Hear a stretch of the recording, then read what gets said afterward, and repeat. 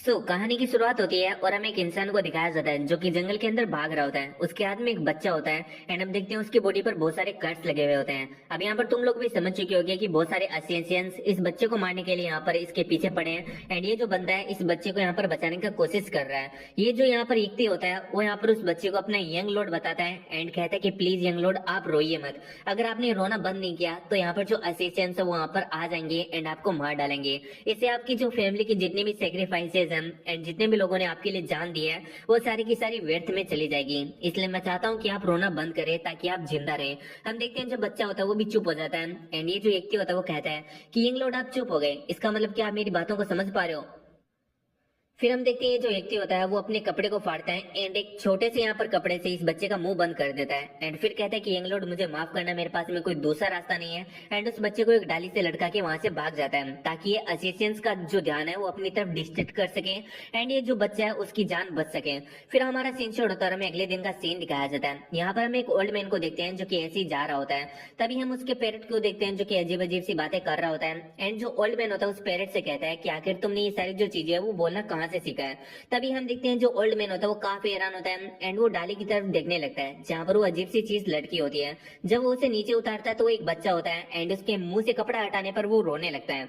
अब यहाँ पर जो ओल्ड मैन होता है वो सोचने लगता है कि आखिर ऐसे बियाबान जंगल के अंदर किसने इस बच्चे को अकेला छोड़ा, वो भी मुंह से बांध कर।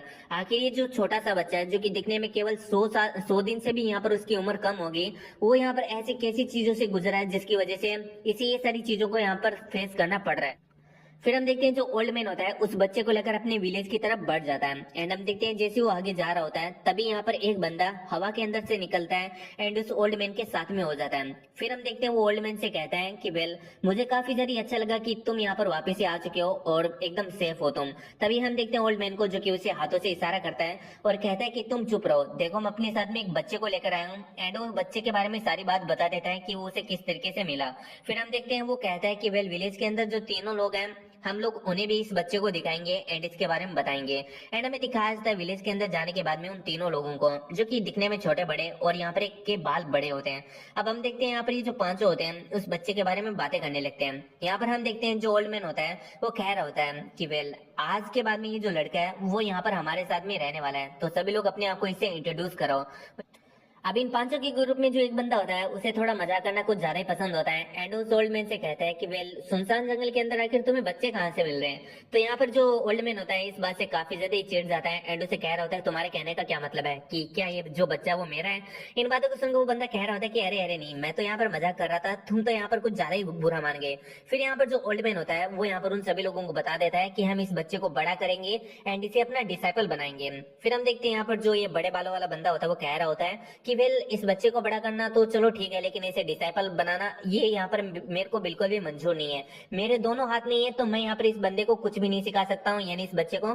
तो यहाँ पर तुम लोग मुझसे कुछ भी एक्सपेक्ट मत करना। अब इस बात को सुन के हम इस चौथे बंदे को देखते हैं जो कि उस बंदे से कहता है कि वेल हे तुम इतना ज्यादा रूड कैसे हो सकते हो, वो एक बच्चा ही तो है एंड अगर तुम्हें नहीं सिखाना है तो तुम इसे यहाँ पर आराम से भी मना कर सकते हो, तुम्हें इतना भी ज्यादा रूड नहीं होना चाहिए। वहीं पर हम देखते हैं यहाँ पर ये जो ओल्ड मैन होता है वो सभी लोगों से कह रहा होता है कि तुम्हारे ऊपर कोई भी फोर्स नहीं है कि तुम्हें इस बच्चे को सिखाना ही पड़ेगा, अगर तुम्हारा मन है तो सिखाओ, अगर नहीं मन है तो मत सिखाओ। एंड हम देखते हैं यहाँ पर ये जो बंदा होता है चौथा वो कह रहा होता है कि वैसे अगर हमने इसे अपनी मार्शल आर्ट को सिखाया तो इससे ये रिवील हो जाएगा कि हमारी आइडेंटिटी क्या है। तो हाँ, ये पांचों को एक दूसरे की आइडेंटिटी नहीं पता है, ये पांचों क्रिमिनल्स है जो कि एक जगह इकट्ठा हो गए हैं ताकि ये जो बड़ा खतरा है उसे टाल सके, लेकिन इन लोगों को अपनी एक दूसरे की आइडेंटिटी नहीं पता है। तो ऐसे में अगर ये यहाँ पर अपने एमसी यानी इस बच्चे को यहाँ पर अपनी मार्शल आर्ट सिखाएंगे तो ये रिवील हो जाएगा कि इनकी आइडेंटिटी क्या है। तो यहाँ पर जो चौथा होता है वो ओल्ड मैन से कहता है कि क्या तुम यहाँ पर अचानक से हमारी जो आइडेंटिटी है उसे रिवील करवाना चाहते हो। ओल्ड मैन कहता है कि वेल अगर इस बच्चे को सिखाने के लिए हमें अपनी आइडेंटिटी को भी रिवील करना पड़े तो मुझे नहीं लगता कि इसमें कोई बड़ी बात है। इस पर चौथा कहता है कि वेल तुम्हारी बात से मैं भी एग्री करता हूँ। एंड हम देखते हैं जो ओल्ड मैन होता है वो कहता है कि वेल चलो यहाँ पर शुरुआत मैं ही करता हूँ अपनी आइडेंटिटी रिवील करने से। वो बताता है कि वेल मैं कोई और नहीं बल्कि लाइफ एंड डेथ जज हूँ। तो यहाँ पर तुम समझ रहे हो ना इस बंदे की यहाँ पर जो उपाधि है वो कितनी ज्यादा यहाँ पर बड़ी है एंड यहाँ पर इसका जो एक तरीके से रुतबा एंड जो ओहदा है वो मार्शल वर्ल्ड के अंदर उतना ही बड़ा है, यानी लाइफ एंड डेथ को जज करने वाला इंसान। तो यहाँ पर ये वाली जो बात है उसको सुन के यहाँ पर जो बाकी के चारों बंदे होते हैं वो भी काफी हैरान होते हैं कि यहाँ पर एक जो बंदा था मार्शल वर्ल्ड वर्ल्ड के अंदर जिसका नाम इतना ज्यादा ऊंचाइयों पर था, लाइफ एंड डेथ जज आज उन लोगों के सामने खड़ा है एज ए क्रिमिनल। एंड हम देखते हैं यहाँ पर जो ओल्ड मैन होता है वो बताता है कि वेल कुछ हालात ऐसे हो गए थे जिसकी वजह से यहाँ पर है ना मेरे को एक क्रिमिनल बनना पड़ा वगैरह वगैरह। एंड फिर हम देखते हैं यहाँ पर जो दूसरा बंदा होता है वो यहाँ पर अपनी आइडेंटिटी को रिवील करता है एंड वो कहता है कि वेल मेरा नाम याओ जिनिन है। तो यहाँ पर चाइनीज के अंदर इसका मतलब ये होता है कि हवा के अंदर गायब हो जाना। तो जैसा कि हमने देखा ये जो बंदा है वो हवाओं के अंदर यानी कहीं पर भी गायब हो सकता है, तो इसकी ये स्पेशलिटी है एंड इसी की वजह से इसको ये वाला उपाधि मिला है। तीसरा जो बंदा होता है वो कहता है कि ये जो चौथा बंदा होता है, हाँ ये चौथा बंदा होता है जिसे मैंने फोर्थ कहा था, तो ये जो बंदा होता है उसकी यहाँ पर जो एबिलिटी होती है वो यहाँ पर चोरी करने की होती है, चोरी करके यहाँ पर तेजी से भागने की। तो ये बताता है कि वेल मेरे पास में कुछ एबिलिटीज है जैसे कि मेरी प्रेजेंस छुप सकती है एंड मैं तेजी से भाग सकता हूँ, मतलब ऑल ओवर ये एक चोर है, ठीक है। एंड यहाँ पर जो चौथा बंदा होता है जो कि यहाँ पर ये होता है वो कहता है कि वेल ये एक ब्लैक स्मिथ है और इसे गोल्डन हैंड के नाम से भी जाना जाता है। एंड यहाँ पर ये ना ब्लैक स्मिथिंग बहुत ही ज्यादा अच्छी करता है, यानी बहुत ही ज्यादा अच्छे अच्छे वेपन्स को फोर्ज कर।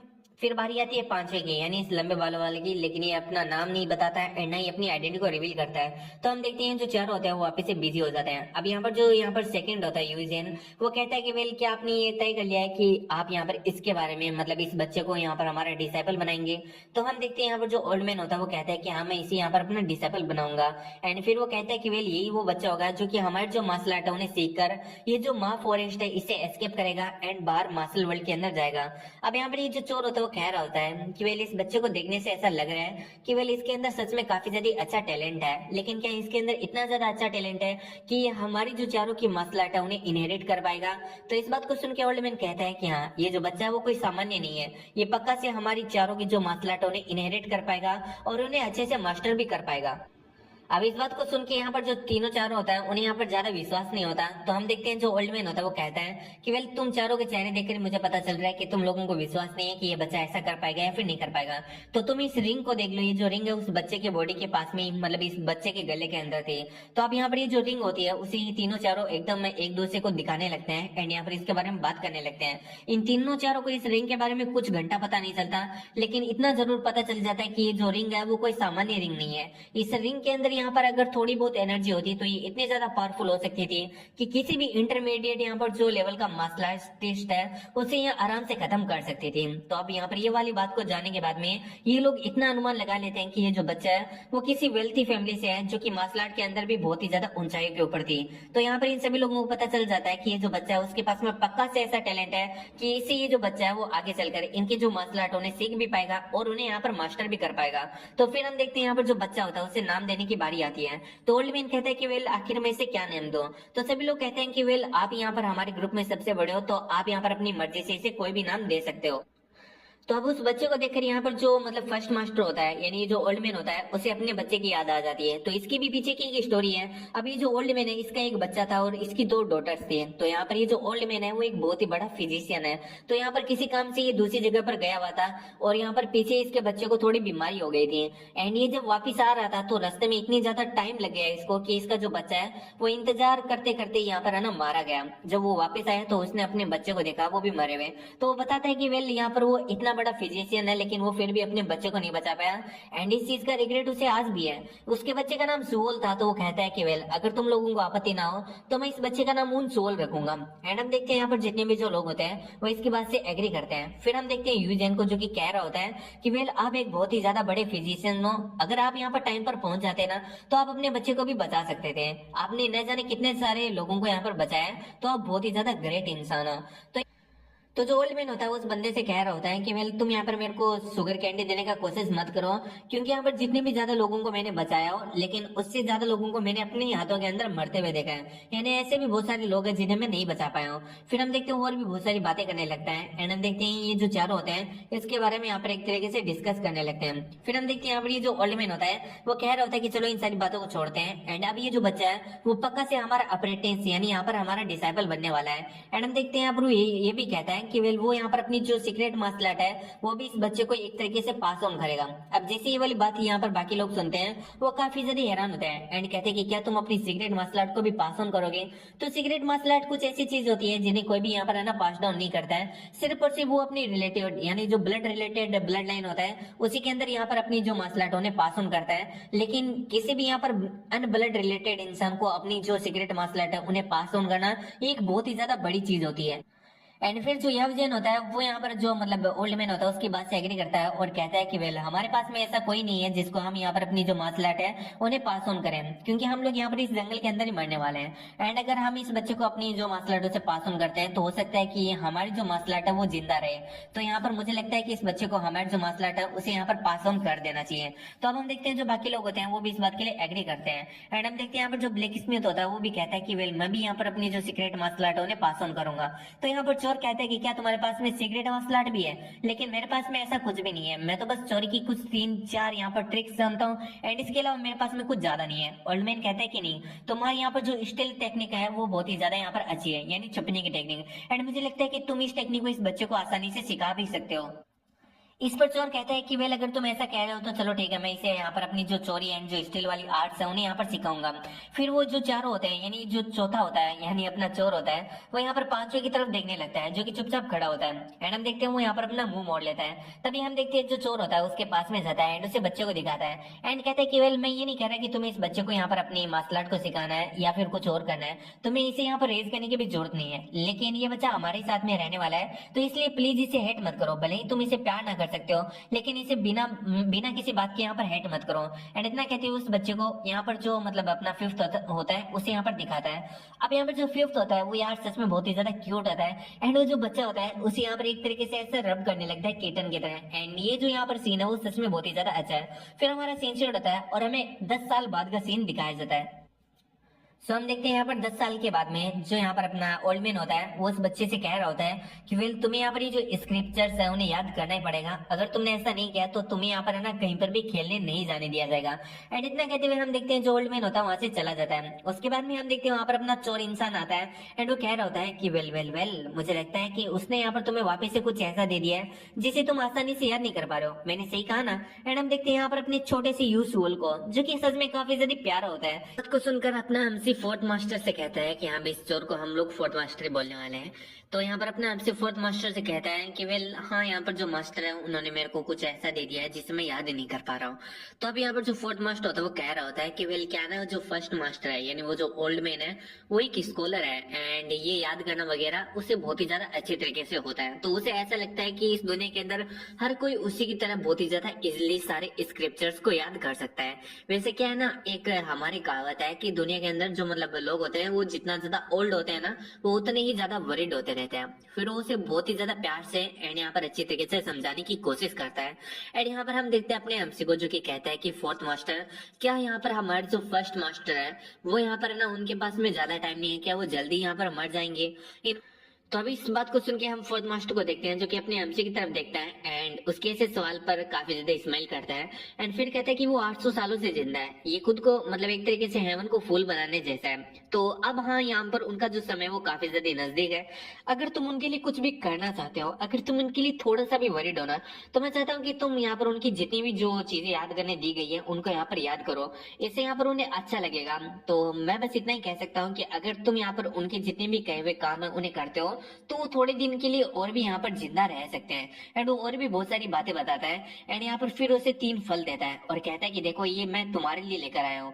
हम देखते हैं यहाँ पर अपने एमसी को जो कि कहता है कि वाह क्या आप यहाँ पर ये ना बाहर से लेकर आए हो? तो इस बात को सुन के फोर्थ मास्टर बोलता है कि हाँ मैं ये यहाँ पर बाहर से लेकर आया हूँ, यानी विलेज के बाहर से, माँ फॉरेस्ट के अंदर से।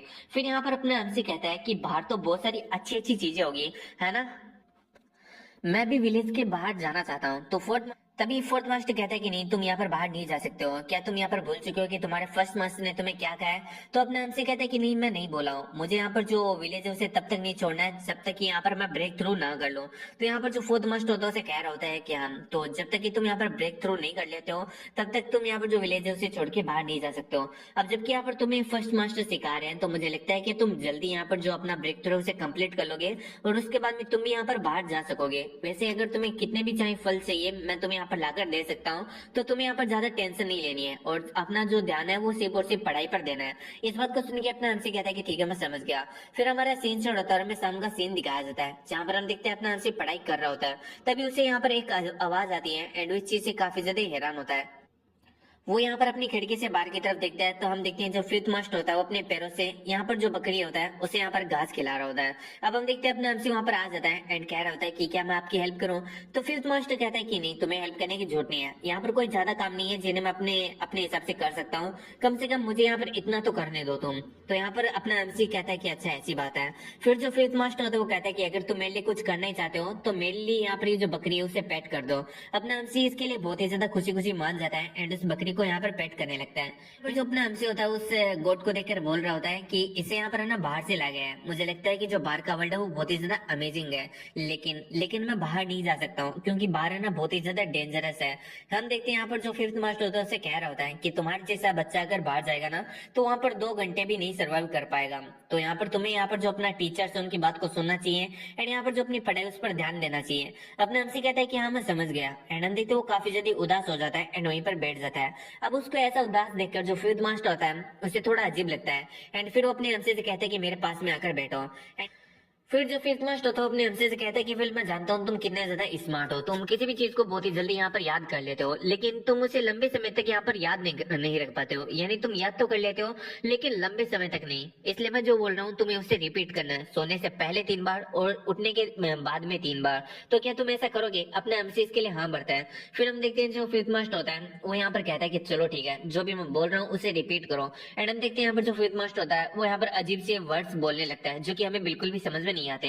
फिर यहाँ पर जो अपना एमसी होता है वो जैसे इन वर्ड्स को सुनता है वो काफी ज्यादा हैरान होता है एंड हम देखते हैं यहाँ पर जो फिफ्थ मास्टर होता है उसे कह रहा होता है कि अगर तुम्हें याद ना होना तो मैं यहाँ पर तुम्हारे लिए बार बार इन वर्ड्स को रिपीट कर सकता हूँ। तो ऐसे में हम देखते हैं यहाँ पर जो फिफ्थ मास्टर होता है वो अपने एमसी के लिए उन वर्ड्स को बहुत बार रिपीट करता है ताकि अपना एमसी उन्हें याद कर पाए। तो यहाँ पर आधी रात हो जाती है एंड फिफ्थ मास्टर अपने एमसी से कहता है कि वेल जो भी मैंने आज तुम्हें सिखाया है और जो भी यहाँ पर हमारे बीच में बातें हुई है वो हम दोनों के बीच में ही रहनी चाहिए। तो अपना एमसी भी इस बात के लिए एग्री करता है। फिर हमारा सीन शूट होता है और 5 साल बीत जाते हैं। हमें 5 साल बाद में अपने एमसी को दिखाया जाता है जहां पर हम देखते हैं वो किसी हर्ब्स के यहाँ पर जो मेथड्स होते हैं उनके बारे में बता रहा होता है कि इसके अंदर कौन कौन सी हर्ब्स चाहिए होती है और कौन कौन से मेथड को यूज करके ये हर्ब्स यानी मेडिसिन बनती है। हमें दिखाया जाता है यहाँ पर जो सोल होता है यानी जो अपना एमसी होता है वो यहाँ पर अपने फर्स्ट मास्टर के सामने ये सारी चीजों को बता रहा होता है एंड जो फर्स्ट मास्टर होता है उनकी हालत बहुत ही ज्यादा खराब हो चुकी होती है एंड वो बेड रिडन हो चुके होते हैं। अब यहाँ पे जो फर्स्ट मास्टर होता है वो अपने एमसी से कहते हैं कि तुम बहुत ही ज्यादा अच्छा काम कर रहे हो, यहाँ पर कुछ भी ऐसा नहीं है जो कि मुझे अभी तुम्हें सिखाना बाकी है। अब ये तुम्हारे ऊपर है कि तुम यहाँ पर जो मेरा नॉलेज है यानी ये जो मेरा ज्ञान है उससे किस तरीके से यूज करते हो। मैं यहाँ पर है ना काफी ज्यादा अच्छे दिनों को यहाँ पर ऐसा महसूस कर पाया हूँ तुम्हारी वजह से, क्योंकि मैंने तुम्हें सिखाया है तुमने मेरी सारी चीजों को सीख लिया है। फिर वो कहते हैं कि वेल अगर मैं यहाँ पर नहीं भी हूँ ना तो तुम अपने जो बाकी के टीचर्स है उनकी बातों को हमेशा सुनना। अपने एमसी कहते हैं कि ठीक है मैं समझ गया एंड हमें बाकी टीचर्स को भी दिखाया जाता है जो कि अपने एमसी के पीछे बैठे होते हैं। फर्स्ट मास्टर कहते हैं कि देखने से ऐसा लग रहा है कि मेरे पास में सच में बहुत ही ज्यादा कम समय है जिसकी वजह से तुम लोग यहाँ पर है ना एक तरीके से बैठे हो। फिर वो यहाँ पर और भी बहुत सारी बातें बताता है एंड कह रहा होता है कि वेल मैं तुम लोगों को एक सीक्रेट बताना चाहता हूँ जो कि मैंने तुम्हें आज तक नहीं बताया तुम सभी लोगों को। एक्चुअली में ये जो फॉरेस्ट है जैसे यहाँ पर एस्केप करना नियरली इम्पॉसिबल लगता है, यहाँ से एस्केप करने का एक रास्ता है। ये वाली बात को सुन के यहाँ पर जितने भी जो लोग होते हैं वो काफी ज्यादा हैरान हो जाते हैं। फिर यहाँ पर जो फर्स्ट मास्टर होते हैं वो कहते हैं कि मैंने अपनी जिंदगी के अंदर ऐसे बहुत सारे लोगों को क्योर किया है जिनकी अजीब सी बीमारी थी। तो मैंने एक बार ऐसे बंदे को क्योर किया था जो कि चोटी से लेकर एडी तक यहाँ पर पूरी तरीके से हड्डियों से एक तरीके से कवर्ड था। तो उस बंदे को जब मैंने यहाँ पर एक तरीके से ट्रीट किया तो उसने बताया मेरे को कि वो इसी माँ फॉरेस्ट के अंदर से एस्केप करने में इस तरीके से घायल हो गया था। एक्चुअली में क्या है यहाँ पर जो माँ फॉरेस्ट है उसके अंदर एक केव है, उसके अंदर एक ड्रैगन रहता है एंड यहाँ पर जो ड्रैगन उसे ऑलरेडी मार दिया गया है। अब उस केव से हम लोग यहाँ पर जो माँ फॉरेस्ट है उससे एस्केप कर सकते हैं। वही फुइजिन इस बात को सुन के कहता है कि वेल अगर यहाँ पर एक ऐसी केव जिसके अंदर पहले के टाइम पर एक ड्रैगन रहा करता था एंड अभी वो ड्रैगन मारा भी जा चुका है तो भी यहाँ पर उस केव के आसपास में बहुत ही ज्यादा ओरा से यहाँ पर वो जो जगह है वो फील्ड हो चुकी है एंड जहाँ पर इतना ज्यादा ओरा होता है यानी एक ड्रैगन के मरने के बाद जो ओरा फैलता है उसकी बॉडी से वहां पर या तो तालाब होता है या फिर एक वोल्केनो होता है। तो ऐसे मेरे को नहीं लगता कि हम में से कोई भी सियोल को छोड़ के यानी अपने एमसी को छोड़ के वो यहाँ पर वो जो केव है उसे एस्केप कर सकता है यानी इस माँ फॉरेस्ट से एस्केप कर सकता है उस केव के थ्रू। तो इस बात को सुन के फर्स्ट मास्टर भी एग्री करता है और कहता है कि हाँ, हम लोगों का तो यहाँ पर है ना मरना तय लिखा है इस मा फॉरेस्ट के अंदर ही, लेकिन यहाँ पर जो सूल है वो हम सभी लोगों से डिफरेंट है, वो यहाँ से एस्केप कर सकता है। एंड मैं चाहता हूँ कि तुम लोग यहाँ पर है ना इसका एस्केप करने में मदद करो। तुम लोग यहाँ पर जब ये पूरी तरीके से ऐसा हो जाए, मतलब एकदम अच्छा हो जाए मार्शल आर्ट के अंदर, तो इसे यहाँ पर लीड करना एंड इसे बताना कि ये किस तरीके से ये जो फॉरेस्ट है उसे एस्केप कर सकता है। फिर हम देखते हैं यहाँ पर वो अपने हमसे से कहता है कि वेल मैं तुम्हें कुछ बताना चाहता हूँ। तो अपना हमसे कहता है कि हाँ बताओ मुझे, आप यहाँ पर क्या बताना चाहते हो। तो फिर जो फर्स्ट मास्टर होता है अपने हमसे को यहाँ पर ची के बारे में बताता है, यानी एनर्जी के बारे में बताता है कि तुम एनर्जी को किस तरीके से मास्टर कर सकते हो और फिर किस तरीके से मास्टर नहीं कर सकते हो। इसके बाद में हमें ये भी पता चलता है कि जो फर्स्ट मास्टर है यानी उसे किस तरीके से क्रिमिनल बना दिया गया था एंड उसे इस मा फॉरेस्ट के अंदर भेज दिया गया था। तो एक्चुअली में क्या हुआ था ना कि यहाँ पर जो अपना फर्स्ट मास्टर है उसने एक बंदे को, यानी एक जो मार्शल आर्टिस्ट है जो कि उसके पास में ट्रीटमेंट लेने के लिए आया था, उसके यहाँ पर अपने फर्स्ट मास्टर ने कीगोन निकाल लिया था। अब यहाँ पर जो कीगोन होता है वो मार्शल आर्टिस्ट की बॉडी के अंदर जो एनर्जी होता है उसे बॉडी के अंदर और बाहर जाने के लिए अलो करता है या फिर एक तरीके से फ्लो होने के लिए अलो करता है। तो यहाँ पर जो अपना फर्स्ट मास्टर उसने वही चीज को निकाल लिया था, उससे क्या होती है हमारी उम्र भी बढ़ सकती है। तो यहाँ पर जो फर्स्ट मास्टर है उसने वो कीगोन अपनी बॉडी के अंदर डाल लिया था, जिसकी वजह से उसका बहुत ही ज्यादा उम्र बढ़ गया था, लेकिन फिर उसे क्रिमिनल घोषित कर दिया गया था एंड उसे यहाँ पर इस फॉरेस्ट के अंदर डाल दिया गया था। तो यहाँ पर अपने एमसी को बता रहा होता है कि वेल तुम्हें यहाँ पर एक कीगोन और निकालना है ताकि तुम अपनी बॉडी के अंदर उसे फिट कर सको, जिससे कि तुम्हारी उम्र बढ़ सके। तो अपना एमसी भी इस बात के लिए एग्री करता है एंड हम देखते हैं यहाँ पर वो और भी बहुत सारी बातें अपने एमसी को बता रहा होता है। वो अपने एमसी से कहते हैं कि तुम्हें कैसे भी करके इस फॉरेस्ट से एस्केप करना होगा एंड यहाँ पर जो मेरी डॉटर्स है अगर वो यहाँ पर बुरी हालत के अंदर हो तो मैं चाहता हूँ कि तुम उन्हें यहाँ पर उनकी मदद करो एंड उन्हें यहाँ पर हर तरीके से मतलब एक तरीके से ठीक करो, उन्हें अच्छी तरीके से फाइनेंशियली सपोर्ट करो, मेंटली वगैरह जो भी यहाँ पर तुम कर सकते हो। अगर मेरी डॉटर किसी प्रॉब्लम में हो तो तुम यहाँ पर उनको एक तरीके से सपोर्ट करो। तो ठीक है, तुम्हारी वजह से अब मैं यहाँ पर जो अपनी आखिरी सांस है उसे आराम से ले पा रहा हूँ। एंड हम देखते हैं इसके बाद वो यहाँ पर अपनी आखिरी सांस ले लेता है, जिसके बाद में हमें दिखाया जाता है यहाँ पर है ना उसका अंतिम संस्कार कर दिया जाता है, यानी अग्नि संस्कार। एंड हम देखते हैं वहां पर जितने भी जो लोग होते हैं वो बस खड़े खड़े उसकी बॉडी को मेल्ट एक तरीके से बर्न होते हुए देख रहे होते हैं। सो फिर हमें कुछ समय बाद का सीन दिखाया जाता है जहाँ पर हम देखते हैं जो सेकंड मास्टर होते हैं वो यहाँ पर अपने फ्लेक्स से अपने एमसी को इंसुलेशन ऑफ जिनको सिखा रहे होते हैं। तो इंसुलेशन का मतलब ये होता है कि यहाँ पर हम किन्हीं फ्लेक्स का यूज करते हुए जो हवा होती है उसके अंदर एक स्पेस को क्रिएट करते हैं एंड उस स्पेस को हम यहाँ पर जो फ्लेक्स है उनकी मदद से यहाँ पर एकदम इनविजिबल कर देते हैं। और इसी तरीके से यहाँ पर जो सेकंड मास्टर होते हैं वो हवा के अंदर गायब रहते हैं। तो अब हम देखते हैं वो अपने एमसी को भी ये सारी बातें समझा रहे होते हैं। फिर हमें दिखाया जाता है थर्ड मास्टर का सीन जहाँ पर अपने एमसी को वो आग को कंट्रोल करना सिखा रहे होते हैं। वैसे तो ये एक ब्लैक स्मिथ है लेकिन इनके पास में कोई इक्विपमेंट नहीं है जिससे कि ये अपने एमसी को वेपन वगैरह बनाना सिखा पाए, इसलिए सिर्फ और सिर्फ अपने एमसी को आग को कंट्रोल करना ही सिखा पा रहे होते हैं। फिर हमारा सीन शूट होता है और हमें दिखाया जाता है यहाँ पर सभी के जो मास्टर होते हैं वो मिलकर अपने एमसी को जो मॉन्स्टर होते हैं उनके बारे में बता रहे होते हैं एंड उनकी कैरेक्टरिस्टिक्स के बारे में बता रहे होते हैं कि उनकी वीकनेस क्या होती है और क्या नहीं होती है, और अपने एमसी भी इन बातों को काफी अच्छी तरीके से सुन रहा होता है। फिर हमारा सीन शूट होता है और हमें 3 साल बाद का सीन दिखाया जाता है जहाँ पर हम देखते हैं जो अपना एमसी होता है जो फोर्थ मास्टर होता है उनकी चंपी कर रहा होता है। फोर्थ मास्टर अपने एमसी से कहता है कि तुम्हारे चेहरे को देख रहा ऐसा लग रहा है कि तुम किसी परेशानी में हो। तो अपना एमसी कहता है कि नहीं ऐसी कोई बात नहीं है। फोर्थ मास्टर कहते हैं कि तुम बोलो या ना बोलो लेकिन मुझे अच्छी तरीके से समझ में आ रहा है कि तुम किसी परेशानी में हो, तो बताओ कि आखिर क्या परेशानी है। अपना एमसी कहते हैं कि वेल वैली के नीचे मैं अपने स्पिरिचुअल गेट को महसूस कर पा रहा हूँ लेकिन मैं उसे ओपन नहीं कर पा रहा हूँ। अगर अपना एमसी स्पिरिचुअल गेट को ओपन कर देता है तो इसका मतलब अपना एमसी ब्रेक थ्रू कर लेगा।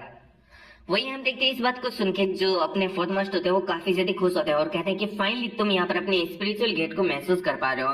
एंड वो इसे और भी बहुत सारी बातें बताने लगते हैं स्पिरिचुअल गेट के बारे में, लेकिन अपना हमसे तो ठहरा उदास आत्मा वो कहता है कि वेल मैं यहाँ पर है ना कब यहाँ पर जो स्पिरिचुअल गेट है उसे ओपन कर पाऊंगा, क्या मुझे कोई ड्रग को लेना चाहिए यानी किसी मेडिसिन मेथड या फिर किसी पोशन को लेना चाहिए जिससे कि मैं यहाँ पर जो अपना ब्रेक थ्रू है उसे जल्दी कंप्लीट कर पाऊं। तभी हम देखते हैं फोर्थ मास्टर से एक मुक्का मारता है और कह रहा होता है कि बेवकूफ इंसान, तुम्हें पता है यहाँ पर है ना ब्रेक थ्रू करने में लोगों को यहाँ पर है ना पूरी की पूरी जिंदगी चली जाती है। 100 साल के जो यहाँ पर बड़े बड़े एक्सपर्ट होते हैं वो भी ऐसा नहीं कर पाते हैं एंड उनके बाद में फाइनली मौत हो जाती है। तो हाँ, ब्रेक थ्रू करने के बाद में ही तुम यहाँ पर है ना जो अपनी उम्र है उसे बढ़ा सकते हो, उससे पहले नहीं बढ़ा सकते हो। उससे पहले जो तुम्हारी उम्र है वो एकदम ह्यूमन जैसा ही रहेगा यानी 100, 70, 80 साल। ठीक है, तो फिर हम देखते हैं वो अपने एमसी को और भी बहुत सारी बातें बता रहा होता है। एंड कहते हैं कि चलो ठीक है, तुम एक मेडिसिन पोशन चाहते हो ना, तो मैं तुम्हें यहाँ पर है ना वो भी बना के दे सकता हूँ, लेकिन इसके लिए तुम्हें कुछ हर्ब्स को लेकर आना होगा, जिसके लिए तुम्हें विलेज से बाहर जाना होगा। तो बताओ क्या तुम यहाँ पर विलेज से बाहर जाने वाले हो? तो यहाँ पर इस बात को सुन के अपना एमसी तो बहुत ही ज्यादा खुश होता है एंड कहता है कि ठीक है फोर्थ मास्टर। यहाँ पर जो फोर्थ मास्टर होते हैं उसे वार्निंग देते हैं और कह रहे होते हैं कि वेल यहाँ पर ना ज्यादा देर तक बाहर मत रहना एंड ज्यादा यहाँ पर खतरे को मोल मत लेना, सीधा जल्दी से यहाँ पर जो हर्ब्स है उन्हें लेना और वापस से विलेज के अंदर आ जाना। तो हम देखते हैं जो अपना एमसी होता है वो फर्स्ट टाइम विलेज से बाहर निकलता है फॉरेस्ट के अंदर, वो वहां पर जाता है तो आगे उसे जिरियोंग्यो मिल जाता है, यानी एक ऐसा फ्लावर जो कि उसकी मेडिसिन पोशन में काफी यहाँ पर मदद करने वाला है। उसके बाद में उसे ग्यूगोल्चो भी मिल जाता है एंड ऐसे करके उसे और भी बहुत सारे फ्लावर्स मिलते हैं। तो फाइनली अपने एमसी को वो सारे फ्लावर्स मिल जाते हैं जिससे कि उसे यहाँ पर मेडिसिन पोशन बनाना होता है। फिर वो जाने लगता है वापिस से, तभी यहाँ पर अपना एमसी काफी ज्यादा खुश होता है, मन में सोच रहा होता है कि वेल वेल वेल मुझे लगता है कि मुझे यहाँ पर खाली हाथ नहीं जाना चाहिए। वो अपने मास्टर के बारे में सोचता है कि वेल अगर वो उनके लिए कोई ऐसा शिकार पकड़ के लेकर जाए जिसे आज वो रात मजे से खा सकते हैं, तो उसके जो मास्टर वो बहुत ही ज्यादा खुश होंगे और उस पर प्राउड महसूस करेंगे। फिर वो इधर उधर यहाँ पर जो पेड़ होता है उसके ऊपर कुत्ते फांदते हुए चढ़ जाता है एंड यहाँ पर आसपास में किसी शिकार को ढूंढने लगता है, जिसे कि वो यहाँ पर खत्म करके उसे अपने मास्टर्स के पास में लेकर चला जाए। तभी उसे किसी की आवाज सुनाई देती है एंड वो साइड में देखता है तो वहां पर एक गोट होती है। अब गोट को देखकर तो अपने एमसी का खुशी का ठिकाना नहीं होता है एंड वो खुद को बहुत ही ज्यादा लकी समझता है कि भाई वो जैसे यहाँ पर किसी शिकार को ढूंढ रहा था उसे सबसे इजी शिकार मिल गया। फिर अपना एमसी आगे जा ही रहा होता है, लेकिन तभी अपने एमसी को कुछ अजीब सी चीज महसूस होती है। अपने एमसी को पता चल जाता है कि भाई उसके आसपास में खतरा है, इसलिए वो एक जगह पर रुक जाता है एंड सोच रहा होता है कि मुझे लगता है कि आज के लिए मुझे यहाँ पर ये जो शिकार उसे नहीं करना चाहिए, मुझे किसी और दिन इस शिकार को करना चाहिए क्योंकि मुझे खतरा महसूस हो रहा है आसपास में।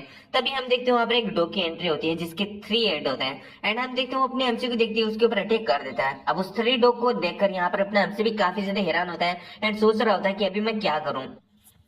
फिर अपने एमसी में सोचता है कि वैसे तो ये जो 3 डॉग है, 3 हेडेड डॉग, उसने मेरे ऊपर अचानक से हमला किया, लेकिन फिर भी मेरे को यहाँ पर कोई ज्यादा डर महसूस नहीं हो रहा है। हम देखते हैं जब 3 हेडेड डॉग अपने एमसी के ऊपर झपट्टा मारता है तो अपना एमसी बॉडी फ्लिकर टेक्निक का यूज करते हुए उसे काफी ज्यादा इजिली डोज कर लेता है। फिर अपना एमसी में सोच रहा होता है कि वेल अगर मुझे इस 3 हेडेड डॉग को खत्म करना है तो इसके लिए मुझे एक ओपनिंग को क्रिएट करना होगा एंड उसका यूज करते हुए इसे खत्म करना होगा। ये सोचते हैं हम देखते हैं जो अपना एमसी होता है वो यहाँ पर उस 3 हेडेड डॉग के आसपास में जाने लगता है एंड हम देखते हैं वो जो 3 हेडेड डॉग होता है उसे काफी ज्यादा यहाँ पर एक तरीके से प्रोक कर रहा होता है एंड यहाँ पर उसके सारे अटैक्स को डोज कर रहा होता है। साथ ही में वो यहाँ पर कुछ पत्थर को उठा रहा होता है एंड हम देखते हैं वो जब फाइनली 3 पत्थर को उठा लेता है तो वो एक जगह पर आ जाता है एंड सोच रहा होता है कि वेल मैंने इस 3 हेडेड डॉग के साथ में बहुत खेल लिया, अभी टाइम आ चुका है जिसे खत्म करने का। ये सोचते हैं हम देखते हैं अपना एमसी जो होता है वो यहाँ पर इन पत्थर को एक तरीके से ले लेता है एंड जैसे यहाँ पर जो डॉग होता है उसके सामने अटैक करने के लिए आता है, अपना एमसी उन पत्थर को यहाँ पर जो डॉग होता है उसकी तरफ थ्रो कर देता है। हम देखते हैं जो पत्थर होते हैं वो सीधा डॉग के आर पार हो जाते हैं एंड जो डॉग होता है वहीं पर पूरी तरीके से मारा जाता है। यहाँ पर जो अपना एमसी होता है वो सोचता है कि चलो ये चीज यहाँ पर वर्क कर गई एंड इसके लिए वो यहाँ पर अपने सभी मास्टर्स को थैंक्स बोलता है कि अगर आप नहीं होते तो मैं यहाँ पर ये सब कुछ कभी नहीं कर पाता। फिर हमें दिखाया था अपना एमसी उस 3 हेडेड डॉग को मार के यहाँ पर जो विलेज होता है उसके अंदर आ जाता है एंड विलेज के अंदर जितने भी जो लोग होते हैं वो अपने एमसी को देखकर काफी हैरान होते हैं एंड हम देखते हैं जो यहाँ पर फोर्थ मास्टर होता है वो तो अपना सर ही पकड़ लेता है कि भाई इसे मेडिसिन लाने भेजा था और मैंने कहा भी था कि इसे कोई भी खतरे में नहीं उलझना है और देखो इसने क्या कर दिया। हम देखते हैं यहाँ पर जो अपना एमसी होता है उनके रिएक्शन को देखकर समझ आता है कि भाई वो बिल्कुल भी खुश नहीं है, इसलिए वो उनसे सॉरी मांगता है। हम देखते हैं फोर्थ मास्टर को जो कि अपने एमसी से कह रहा होता है कि मेरी गलती थी जो मैंने यहाँ पर भेज दिया, तुझे आगे से मैं बिल्कुल भी नहीं भेजूंगा क्योंकि तूने यहाँ पर आना मेरी बिल्कुल भी बात नहीं मानी है। तभी हम देखते हैं यहाँ पर जो अपना एमसी होता है वो कहता है कि मुझे माफ कर दीजिए, मेरे पास में कोई भी एक्सक्यूजेस नहीं है, यहाँ पर मेरी गलती है और जो चाहे आप मुझे सजा दे सकते हैं। तभी हम देखते हैं जो सेकंड मास्टर होता है वो सामने की तरफ आता है, अपने एमसी से पूछता है कि क्या ये फर्स्ट टाइम है जो कि तुम यहाँ पर विलेज से बाहर गए हो? तो अपना एमसी इसके लिए हामी भरता है। अब यहाँ पर जो सेकंड मास्टर होता है वो कहता है कि आखिर तुम बाहर क्यों गए थे? तो अपना एमसी बताता है कि वेल मैं कुछ हर्ब्स को इकट्ठा करने के लिए गया था ताकि मैं यहाँ पर मेडिसिन पोशन को बना सकूं जिससे कि मैं जल्दी ब्रेक थ्रू कर सकूं। एंड फिर वो ये भी बताता है कि वेल जब मैं यहाँ पर वापस आने की कोशिश कर रहा था तो यहाँ पर मैं एक इजी शिकार को ढूंढ रहा था, लेकिन मुझे पता चला कि वहां पर कोई खतरा है तो मैं यहाँ पर वापस आने की सोच ही रहा था, तभी इसे 3 हेडेड डॉग ने मेरे ऊपर अटैक कर दिया तो यहाँ पर मेरे को इसे खत्म करना पड़ा, इसे फाइट करनी पड़ी। तो इस बात को सुन के सेकंड मास्टर कहते हैं कि अच्छा ऐसी बात है, वैसे आखिर तुम माँ फॉरेस्ट के बारे में क्या क्या सोचते हो? तुम पहली बार वहां पर गए हो तो तुम्हारा एक्सपीरियंस कैसा है? अपना एमसी कहते हैं कि वेल भले ही मेरे ऊपर 3 हेडेड डॉग ने अटैक कर दिया हो लेकिन फिर भी मेरा जो एक्सपीरियंस है वो इतना ज्यादा बुरा नहीं है कि मुझे नहीं लगता कि ये जो फॉरेस्ट है वो इतना भी ज्यादा खतरनाक है जिसे मैं संभाल नहीं सकता। जैसे मैंने 3 हेडेड डॉग को संभाला, मुझे लगता है, मुझे विश्वास अपने आप पर कि मैं इससे भी बड़े जो मॉन्स्टर्स हैं उनको भी यहाँ पर संभाल सकता हूँ। फिर हम देखते हैं यहाँ पर जो सेकंड मास्टर होता है वो यहाँ पर है ना एक तरीके से जो ब्लैक स्मिथ यानी जो थर्ड मास्टर होता है उससे कहता है कि वेल जो 3 हेडेड डॉग है उसके मांस मांस और हड्डियों को यूज करके क्या तुम यहाँ पर मेरे लिए वो फ्लेक्स को बना सकते हो जो कि मैं अपनी फॉर्मेशन में यूज करता हूँ। इस बात को सुन के जो ब्लैक स्मिथ होता है वो इसके लिए हामी भरता है। फिर जो सेकंड मास्टर होता है अपने एमसी के पास में आता है एंड कह रहा होता है कि सोवल, आज तुम्हें ऐसा फील हो रहा होगा, मतलब तुम्हें काफी ज्यादा फ्रस्ट्रेटेड फील हो रहा होगा कि हम सभी लोग तुम्हें यहाँ पर बाहर जाने से क्यों रोक रहे हैं। अपने एमसी कहता है कि नहीं ऐसी बात नहीं है। सेकंड मास्टर कहता है कि वेल ऐसी बात है, ये काफी नेचुरल है। अगर तुम यहाँ पर कोई चीज करना चाहते हो और दूसरे तुम्हें वो सब कुछ करने से रोक रहे हैं तो तुम्हें थोड़ा तो अजीब फील होगा ही, लेकिन हम सभी लोग भी चाहते हैं कि तुम बाहर जाओ एंड यहाँ पर बड़ी बड़ी अचीवमेंट्स को हासिल करो। लेकिन इससे पहले हमारे पास में जो भी यहाँ पर चीजें, जो भी हम वर्ल्ड के बारे में जानते हैं, जिन खतरों के बारे में जानते हैं, हम तुम्हें उनके बारे में अवेयर करना चाहते हैं, उनसे कैसे निपटना है उनके बारे में यहाँ पर तुम्हें बताना चाहते हैं। वैसे अगर तुम विलेज से बाहर जाना चाहो तो ये कोई बड़ी डील नहीं है, लेकिन इसके लिए तुम्हें दिखाना होगा कि जो मेरी फ्लैग टेक्निक्स है उन चीजों को तुमने कहां तक और किस तरीके से मास्टर किया है। अगर तुम यहाँ पर मेरे को दिखा देते हो कि तुमने उन्हें काफी अच्छी तरीके से मास्टर किया है तो मैं तुम्हें यहाँ पर विलेज से बाहर यानी फॉरेस्ट के अंदर जाने दे सकता हूँ।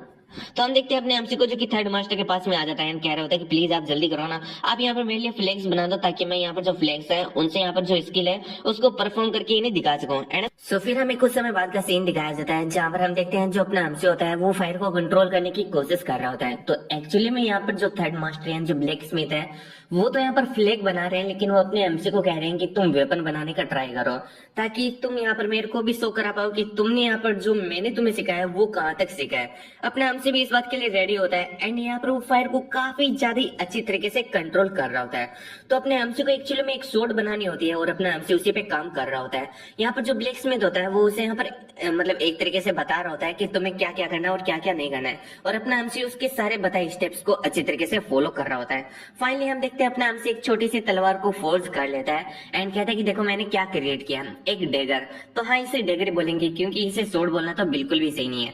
फिर जो ब्लैक स्मिथ होता है वो अपने एमसी को बोल रहा होता है कि हाँ ये एक डेगर कहलाने के लायक है। तो अपना एमसी कहता है कि वेल मुझे लगता है कि ये एक लो रैंक का डेगर है। इस बात को सुन के ब्लैक स्मिथ कहते हैं कि नहीं, अगर तुम इसे 3 साल तक पॉलिश करते हो ना तब जाकर हो सकता है कि ये एक लो रैंक का डेगर बन जाए। इस बात से अपना एमसी काफी हैरान होता है। फिर यहाँ पर जो थर्ड मास्टर होते हैं अपने एमसी को कहते हैं कि ठीक है तुम जाके रेस्ट करो, मैं यहाँ पर जो फ्लैग्स है उन्हें क्रिएट कर दूंगा, तुम्हें यहाँ पर ज्यादा टेंशन लेने की जरूरत नहीं है। अपने एमसी कहते हैं कि मेरे पास में रेस्ट करने के लिए ही तो टाइम नहीं है, मुझे लगता है कि मुझे जाकर जो मैंने हर्ब्स लेकर आया है उससे यहाँ पर एक तरीके से मेडिकल जो मेडिसिन पोशन है उसे बनाना चाहिए। ये कहते हुए अपना एमसी वहां से चला जाता है। अब हमें कुछ दिन बाद का सीन दिखाया जाता है जहां पर हम देखते हैं जो अपना एमसी होता है वो यहाँ पर है ना उस मेडिसिन को बना लिया होता है, लेकिन इसमें उसके फटके हाथ में आ चुके होते हैं। वो सोच रहा होता है कि इस मेडिसिन को बनाना सच में बहुत ज्यादा मुश्किल था, अगर छोटा से भी यहाँ पर एक एरर हो जाता ना तो पूरी की पूरी यहाँ पर जो मेडिसिन है उसकी एक तरीके से 2-3 हो जाती है, मतलब बहुत ही ज्यादा बुरा हो जाता है, पूरी मेडिसिन ही खराब हो जाती है। फिर जो अपना एमसी होता है वो सोच रहा होता है कि मैं देखना चाहता हूँ इस मेडिसिन का मेरी बॉडी पर क्या इफेक्ट है। ये कहते हुए अपना एमसी उस मेडिसिन को अपने मुंह में लेने वाला होता है या फिर उसने ले लिया होता है एंड फिर वो यहाँ पर मेडिटेट करने के लिए बैठ जाता है। अब यहाँ पर ये जो मेडिसिन है उसका यहाँ पर एक तरीके से ये स्लो इफेक्टिव है, ठीक है ना, इसका जो इफेक्ट है वो धीरे धीरे होता है अपने एमसी के बॉडी पर। तो अभी के लिए अपने एमसी को कुछ भी महसूस नहीं हो रहा होता है। तभी हम देखते हैं वहां पर फोर्थ मास्टर की एंट्री होती है एंड अपने एमसी से कह रहा होता है कि हल जी क्या कर रहे हो तुम। तो अपना एमसी कहता है कि मेडिटेट कर रहा हूँ और क्या कर रहा हूँ। वैसे यहाँ पर है ना मैं जैसे एक तरीके से जो फ्लैग्स है वो टेक्निक यहाँ पर जो सेकंड मास्टर है उनको शो कराऊंगा, वो मेरे को बाहर जाने देंगे, आपकी तरह नहीं है जो कि आप मेरे को डांटोगे वगैरह वगैरह, यानी कुछ ऐसी बातें चल रही होती है। एंड यहाँ पर जो फोर्थ मास्टर होता है वो कह रहे होते हैं देखो यार मैंने तुम्हें कभी मना नहीं किया बाहर जाने के लिए, और वो मैं ही हूँ जिसने तुम्हें फर्स्ट टाइम यहाँ पर जो विलेज से बाहर जाने के लिए कहा, मतलब जाने दिया, वो भी बिना किसी दूसरों की परमिशन के, मेरे रिस्क के ऊपर। एंड यहाँ पर मैं तुम्हें हमेशा से कहता था कि तुम अच्छे से पढ़ाई करते हो, अगर एनलाइटमेंट को हासिल कर लेते हो, ब्रेक थ्रू कर लेते हो तो मैं भी तुम्हें यहाँ पर बाहर जाने दूंगा। तो क्या तुम सच में यहाँ पर मेरी बात को नहीं समझ पाए थे। इन बातों को सुन के अपने हमसे कहते हैं कि सच में। यहाँ पर हम देखते हैं फर्द आशिक की कहते हैं कि और नहीं तो क्या। फिर अपने हमसे से कहते हैं कि वैसे तुम्हारा जो थर्ड मास्टर उसने यहाँ पर जो 12 फ्लैग्स है उनको एक तरीके से क्रिएट कर लिया है, तो मुझे लगता है कि अभी तुम्हें यहाँ पर ना ग्राउंड में चलना चाहिए एंड जो सेकंड मास्टर उसे अपनी टेक्निक्स को दिखाना चाहिए। अपने हमसे कहते हैं कि क्या सच में उन्होंने इतना जल्दी यहाँ पर जो फ्लैग्स उन्हें क्रिएट भी कर लिया। यहाँ पर वो ना एक तरीके से ग्राउंड पे आ जाता है एंड हम देखते हैं यहाँ पर जो second master third master and जो फोर्थ मास्टर होते हैं वहीं पर खड़े होते हैं। अब सेकंड मास्टर अपने हमसे से कह रहे होते हैं कि चलो ठीक है अब तुम फॉर्मेशन से बाहर आ सकते हो। अपने हमसे भी इस बात के लिए एग्री करता है एंड हम देखते हैं वो बाहर आ जाता है। तो हाँ अपने हमसे ने फॉर्मेशन बनाया होता है फ्लैग्स का एंड अपने हमसे उसी मतलब फॉर्मेशन के अंदर बैठा होता है एंड अभी सेकंड मास्टर के कहने पर वो बाहर भी आ जाता है। फिर अपने हमसे कहता है कि वेल मैंने कैसा किया, क्या मैंने इसे अच्छे तरीके से मास्टर करके रखा है। सेकंड मास्टर कहता है कि वेल तुमने यहाँ पर है ना अच्छी तरीके से जो टेक्निक्स उसको मास्टर करके रखा है। एंड यहाँ पर जो ब्लैक स्मिथ है, जो थर्ड मास्टर है तुम्हारे, उनके यहाँ पर जो फ्लेक्स है वो भी बहुत ही ज्यादा यहाँ पर ग्रेट है। ठीक है, मैं तुम्हें यहाँ पर जो बाहर है वो वहां पर जाने की अनुमति दे सकता हूँ। तो अपना एमसी इस बात के लिए खुश होता है। एंड हम देखते हैं अपने एमसी के पास में कुछ डेगर्स एंड यहाँ पर कुछ और भी वेपन्स होते हैं जो कि अपना एमसी बाहर जाने के लिए कैरी करता है। अब हम देखते हैं अपना जो एमसी होता है वो बाहर जाने के लिए दौड़ रहा होता है, मतलब जंगल में दौड़ रहा होता है, विलेज से बाहर आ चुका होता है। एंड अपने एमसी को काफी हल्का महसूस हो रहा होता है, थैंक्स टू यहाँ पर फोर्थ मास्टर, क्योंकि उनके यहाँ पर जो दौड़ने वाली टेक्निक है वो अपने एमसी को बहुत ही ज्यादा काम आ रही होती है। अपने एमसी को काफी हल्का महसूस हो रहा होता है। फिर यहाँ पर अपने एमसी को जो यहाँ पर थर्ड मास्टर होता है उसकी कुछ बात याद आती है। तो एक्चुअली में थर्ड मास्टर ने अपने एमसी को एक रोक लाने के लिए कहा था, जिससे कि यहाँ पर जो थर्ड मास्टर वो अपने एमसी के लिए वेपन्स बना पाए। तो अपना एमसी सोच रहा होता है कि जिन रॉक्स को लाने के लिए मुझे थर्ड मास्टर ने कहा है वो यहाँ पर जो ऊंची पहाड़ियां होती है वहीं पर मिलती है। तो अपना एमसी आसपास में ऊंची पहाड़ी को देखने लगता है और अपने एमसी को एक ऊंची पहाड़ी दिखाई देती है। अपना एमसी सोचता है कि वेल चलो ठीक है, मुझे लगता है कि मुझे वहीं पर जाना चाहिए। ये सोचते हैं अपने एमसी उस पहाड़ी के पास में आ जाता है। अब पहाड़ी के पास में जैसे आता है भाई वो तो उसे और भी ज्यादा बड़ी दिखाई देने लगती है। अपना एमसी सोचता है कि जितनी ऊंची पहाड़ी होगी उतना ज्यादा अच्छा एडवेंचर होगा, और जितना अच्छा एडवेंचर होगा उतना ही ज्यादा मजा मेरे को आएगा। ये सोचते हैं हम देखते हैं जो अपना एमसी होता है वो यहाँ पर अपनी पहाड़ी के ऊपर चढ़ने की जर्नी को स्टार्ट करता है। तो यहाँ पर अपने एमसी को कोई ज्यादा मुश्किल नहीं होता, अपना एमसी काफी इजिली यहाँ पर जो पहाड़ी होता है उसके ऊपर चढ़ पा रहा होता है। चढ़ते चढ़ते हम देखते हैं अपने एमसी को एक फ्लोवर दिखाई देता है एंड उसे देखकर अपना एमसी कहता है कि ओ तो ये तो चीफ फ्लोवर है, मैंने एक्सपेक्ट नहीं किया था कि यहाँ पर है, चलो काफी बढ़िया बात है। तभी अपने एमसी की नजर पड़ती है ऊपर की तरफ, जिसे देखकर अपना एमसी काफी हैरान होता है, क्योंकि ये होता है यंग फ्लोवर। एंड यहाँ पर जो यंग फ्लोवर होते हैं वो काफी ज्यादा रेयर होते हैं, क्योंकि यहाँ पर जो रेयर से भी रेयर यहाँ पर मेडिसिन मतलब बनानी होती है उसके मेजरली इंग्रेडिएंट के रूप में काम करता है यंग फ्लोवर। तो अपना एमसी इसे देखकर यहाँ पर काफी हैरान होता है, सोच रहा होता है कि इतना ज्यादा रेयर फ्लोवर आखिर यहाँ पर क्या कर रहा है। तभी अपने एमसी को किसी बिस्ट की आवाज सुनाई देती है एंड अपना एमसी नीचे की तरफ देखता है। तो यहाँ पर एक फ्लाइंग बिस्ट होता है जिसे देखकर अपना एमसी काफी हैरान होता है। अपना एमसी सोच रहा होता है एक फ्लाइंग बिस्ट यहाँ पर क्या कर रहा है। फिर अपना एमसी पत्थर फेंककर उस बिस्ट को यहाँ पर साइड हटाने की कोशिश कर रहा होता है एंड सोच रहा होता है कि ये जो बिस्ट है वो यहाँ पर ऐसे यहाँ पर जो रेयर रेयर एक तरीके से हर्ब्स हैं उनको खाकर इंटरमीडिएट रैंक तक डेवलप कर लिया है। तो इसे हराना इतना भी ज्यादा इजी नहीं होने वाला है। अब हम देखते हैं यहाँ पर जो बिस्ट होता है अपने एमसी के ऊपर बहुत ही ज्यादा चिल्ला रहा होता है, लेकिन अपने एमसी के ऊपर अटैक नहीं कर रहा होता है। अपना एमसी भी इस बात को समझ जाता है एंड ये भी समझ जाता है कि ये सब कुछ यंग फ्लावर की वजह से है। अगर इसने यहाँ पर मेरे ऊपर अटैक किया तो इसे डर है कि यहाँ पर जो यंग फ्लावर है उसे एक तरीके से नुकसान पहुंचा देगा, इसलिए मेरे ऊपर अटैक नहीं कर रहा है। तो मतलब यहाँ पर जो यंग फ्लावर है वो अभी मेरी लाइफ लाइन है। ये सोचते हैं हम देखते हैं जो अपना एमसी होता है यंग फ्लावर को उखाड़ के अपने पास में रख लेता है। अब जैसे अपना एमसी यंग फ्लावर को उखाड़ता है भाई साहब, यहाँ पर हम देखते हैं जो फ्लाइंग बिस्ट होता है वो बहुत ही ज्यादा जोर जोर से चिल्लाने चिंगाड़ने लगता है एंड हम देखते हैं वो अपने एमसी को मानो ये बोल रहा होता है कि तूने हाथ कैसे लगाया उसको। इधर अपना एमसी में सोच रहा होता है कि वेल ये सिर्फ और सिर्फ चिल्ला रहा है, मेरे ऊपर अटैक नहीं कर रहा, जैसा कि मैंने एक्सपेक्ट किया था। ये बिल्कुल भी यहाँ पर जो यंग फ्लावर उसे नुकसान नहीं पहुंचाना चाहता। ये सोचते हैं हम देखते हैं अपना एमसी अपनी शुरुकेन से उस यहाँ पर फ्लावर को एक तरीके से टाइट करता है एंड फिर वो सोचता है कि वेल मुझे यहाँ पर इसे डिस्ट्रैक्ट करना होगा यंग फ्लावर का झांसा देकर एंड फिर यहाँ पर जो पहाड़ी है उसके ऊपर चढ़ जाना होगा उतने से टाइम के अंदर। ये सोचते हैं हम देखते हैं जो अपना एमसी होता है यहाँ पर शुरुकेन के साथ में बांधकर उस यंग फ्लावर को बहुत ही ज्यादा आगे की तरफ फेंकता है एंड हम देखते हैं यहाँ पर जो बिस्ट होता है वो भी उसके पीछे की तरफ चला जाता है। फिर हम देखते हैं जो अपना एमसी होता है वो जल्दी जल्दी पहाड़ी के ऊपर चढ़ना स्टार्ट कर देता है एंड फाइनली अपना एमसी पहाड़ी के ऊपर पहुंच भी जाता है। अब पहाड़ी के ऊपर पहुंचते हैं हम देखते हैं जो अपना एमसी होता है वो सबसे पहले काम यहाँ पर अपने फ्लेक्स को एक तरीके से लगाना वाला करता है एंड फ्लेक्स को लगाकर हम देखते हैं यहाँ पर जो अपना एमसी होता है वो वहीं पर छुप जाता है उस फॉर्मेशन के अंदर। तभी हम देखते हैं वहां पर वापस से वो फ्लाइंग बिस्ट आ जाता है एंड उसके हाथों में इस बार यहाँ पर वही फ्लावर होता है। अपना हमसे में सोच रहा होता है कि अच्छा तो ये फ्लावर को लेकर आ भी चुका है। तभी हम देखते हैं यहाँ पर एक और बिस्ट की मतलब आवाज आती है एंड वो बिस्ट होता है जैंगहोंग, जो कि यहाँ पर फायर को एक तरीके से रिसेंबल कर रहा होता है, यानी उसके पास में फायर की पावर होती है। एंड इस चीज को देखकर तो अपना हमसे भी काफी हैरान होता है कि भाई एक जेड होग जिसके पास में फायर की पावर है, पता नहीं आज मैं क्या क्या देख रहा हूँ। एंड हम देखते हैं हम जो जेड होग होता है वो यहाँ पर अपनी फायर का पावर का यूज करते हुए जो यहाँ पर फ्लाइंग बिस्ट होता है उसके ऊपर अटैक कर देता है एंड वहीं पर हम फ्लाइंग बिस्ट को देखते हैं जो कि यहाँ पर अपने विंड पावर का यूज करते हुए जेड हो के ऊपर अटैक कर देती है। बाद में हम देखते हैं दोनों के जो अटैक्स होते हैं वो एक दूसरे के साथ में टकराते हैं, जिससे एक बहुत बड़ा सीन क्रिएट होता है। इधर अपने हमसे में सोच रहा होता है कि अच्छा तो ये होती है इंटरमीडिएट बिस्ट के बीच में होने वाली एक फाइट। यहाँ पर वो सोच रहा होता है कि मैंने इतना एक्सपेक्ट नहीं किया था कि ये इतना ज्यादा डेडली होगा। फिर हम देखते हैं यहाँ पर जो फ्लाइंग बिस्ट होता है वो काफी ज्यादा रफ्तार से यहाँ पर जो अपना जेड होता है उसके ऊपर अटैक कर देता है। अब इस चीज से तो अपना हमसे भी काफी हैरान होता है। हम देखते हैं यहाँ पर जो बिस्ट का पर्सनली अटैक होता है जेड के ऊपर वो सच में काफी खतरनाक होता है। उसका यहाँ पर जो एक तरीके से आफ्टर मैच होता है ना वो इतना ज्यादा खतरनाक होता है कि अपना हमसे उसके प्रभाव से बहुत ही ज्यादा दूर जाके यहाँ पर फेंका जाता है। फिर अपना एमसी जैसे तैसे करके यहाँ पर खड़ा होता है एंड मन में सोच रहा होता है कि अगर मेरे पास में वो यंग फ्लावर नहीं होता ना, यहाँ पर मुझे लगता है कि जो बेस्ट है वो मेरा काम तभी तमाम कर देता। थोड़ी देर बाद में हम देखते हैं अपना एमसी उसी जगह पर आता है जहाँ पर जेडोग और उसकी फाइट हो रही थी। जेडोग को बहुत ही ज्यादा बुरी तरीके से मार दिया गया होता है एंड अपना एमसी में सोच रहा होता है कि ये भी एक इंटरमीडिएट लेवल का बेस्ट था, लेकिन इसे इतना ज्यादा बुरी तरीके से मारना, सच में वो फ्लाइंग बीस्ट बहुत ही ज्यादा खतरनाक है। फिर अपना एमसी उस बीस्ट के पास में जाके उसका कोर निकाल लेता है एंड सोच रहा होता है कि वाह, मेरे को यहाँ पर ना इस बीस्ट का कोर मिल गया, ये सच में काफी अच्छा है।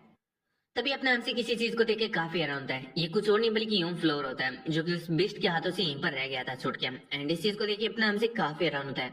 तभी अपने एमसी की नजर पड़ती है आसपास की जगह के ऊपर जहाँ पर कुछ और नहीं बल्कि वही पत्थर एंड रॉक्स होते हैं जो कि यहाँ पर थर्ड मास्टर ने अपने एमसी को लाने के लिए कहा था। यहाँ पर अपना एमसी में सोच रहा होता है कि यहाँ पर फ्लाइंग बिस्ट के जो फेदर्स हैं वो भी गिरे हुए हैं एंड अगर मैं उनको इकट्ठा करके ले जाता हूँ तो वो भी वेपन बनाने में मेरे काम आएंगे। एंड हम देखते हैं इसकी वजह से अपने एमसी को मतलब बहुत ज्यादा गेन हुआ होता है, यहाँ पर बहुत ही ज्यादा प्रॉफिट हुआ होता है। फिर इन सारी चीजों को इकट्ठा करके अपना एमसी यहाँ पर विलेज के अंदर लेकर आ चुका होता है। तो तुम लोग सोच रहे होगे कि इतनी सारी चीजों को अपना एमसी भला कैसे इकट्ठा करके विलेज के अंदर एक साथ लेकर आ सकता है। तो ऐसे में अपने एमसी के पास में एक पोटली होती है, उसके बारे में बताया जाता है कि वे लिए एक ऐसी पोटली है, तुम स्पेस ब्रेक मान सकते हो इसको, तुम इसके अंदर बहुत ही ज्यादा यहाँ पर है ना सामान इकट्ठा कर सकते हो, जैसे कि हम ऑलरेडी बहुत ही ज्यादा मनवा एंड मानवा के अंदर देख चुके हैं। तो अब हम देखते हैं यहाँ पर जो अपना एमसी होता है वो ऐसे यहाँ पर अपनी जो विलेज से फॉरेस्ट लाइफ होता है उसे कंटिन्यू रखता है।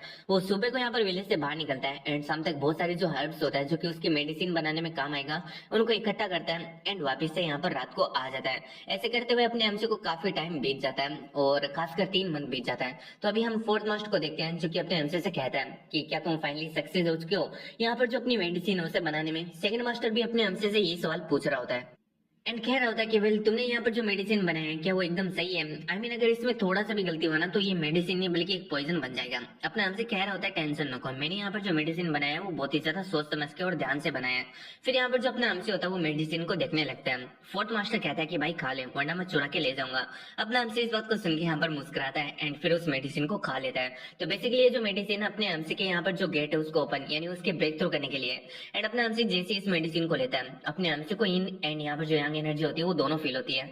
अपने एमसी को ऐसा लग रहा होता है कि भाई उसका जो लेफ्ट साइड है वो तो गर्मी से तप रहा है एंड जो यहाँ पर राइट साइड है वो यहाँ पर ठंड से चिल हो रहा है।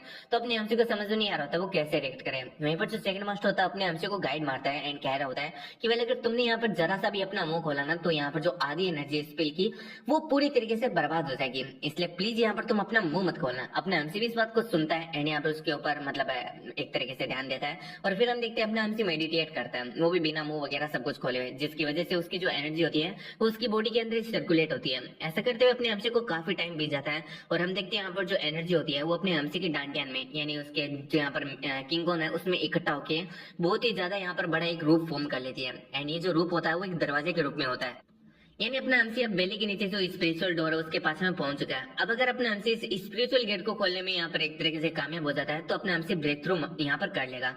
तो हम देखते हैं यहाँ पर जो अपना एमसी होता है वो स्पिरिचुअल गेट के सामने जाता है एंड उसको यहाँ पर खोलने की कोशिश करता है। एंड पहली ट्राई के अंदर हम देखते हैं यहाँ पर जो अपना एमसी होता है वो स्पिरिचुअल गेट को ओपन कर लेता है। अब जैसे ही अपना एमसी स्पिरिचुअल गेट को ओपन मारता है हम देखते हैं यहाँ पर जो अपना एमसी होता है वो ब्रेक थ्रू कर चुका होता है।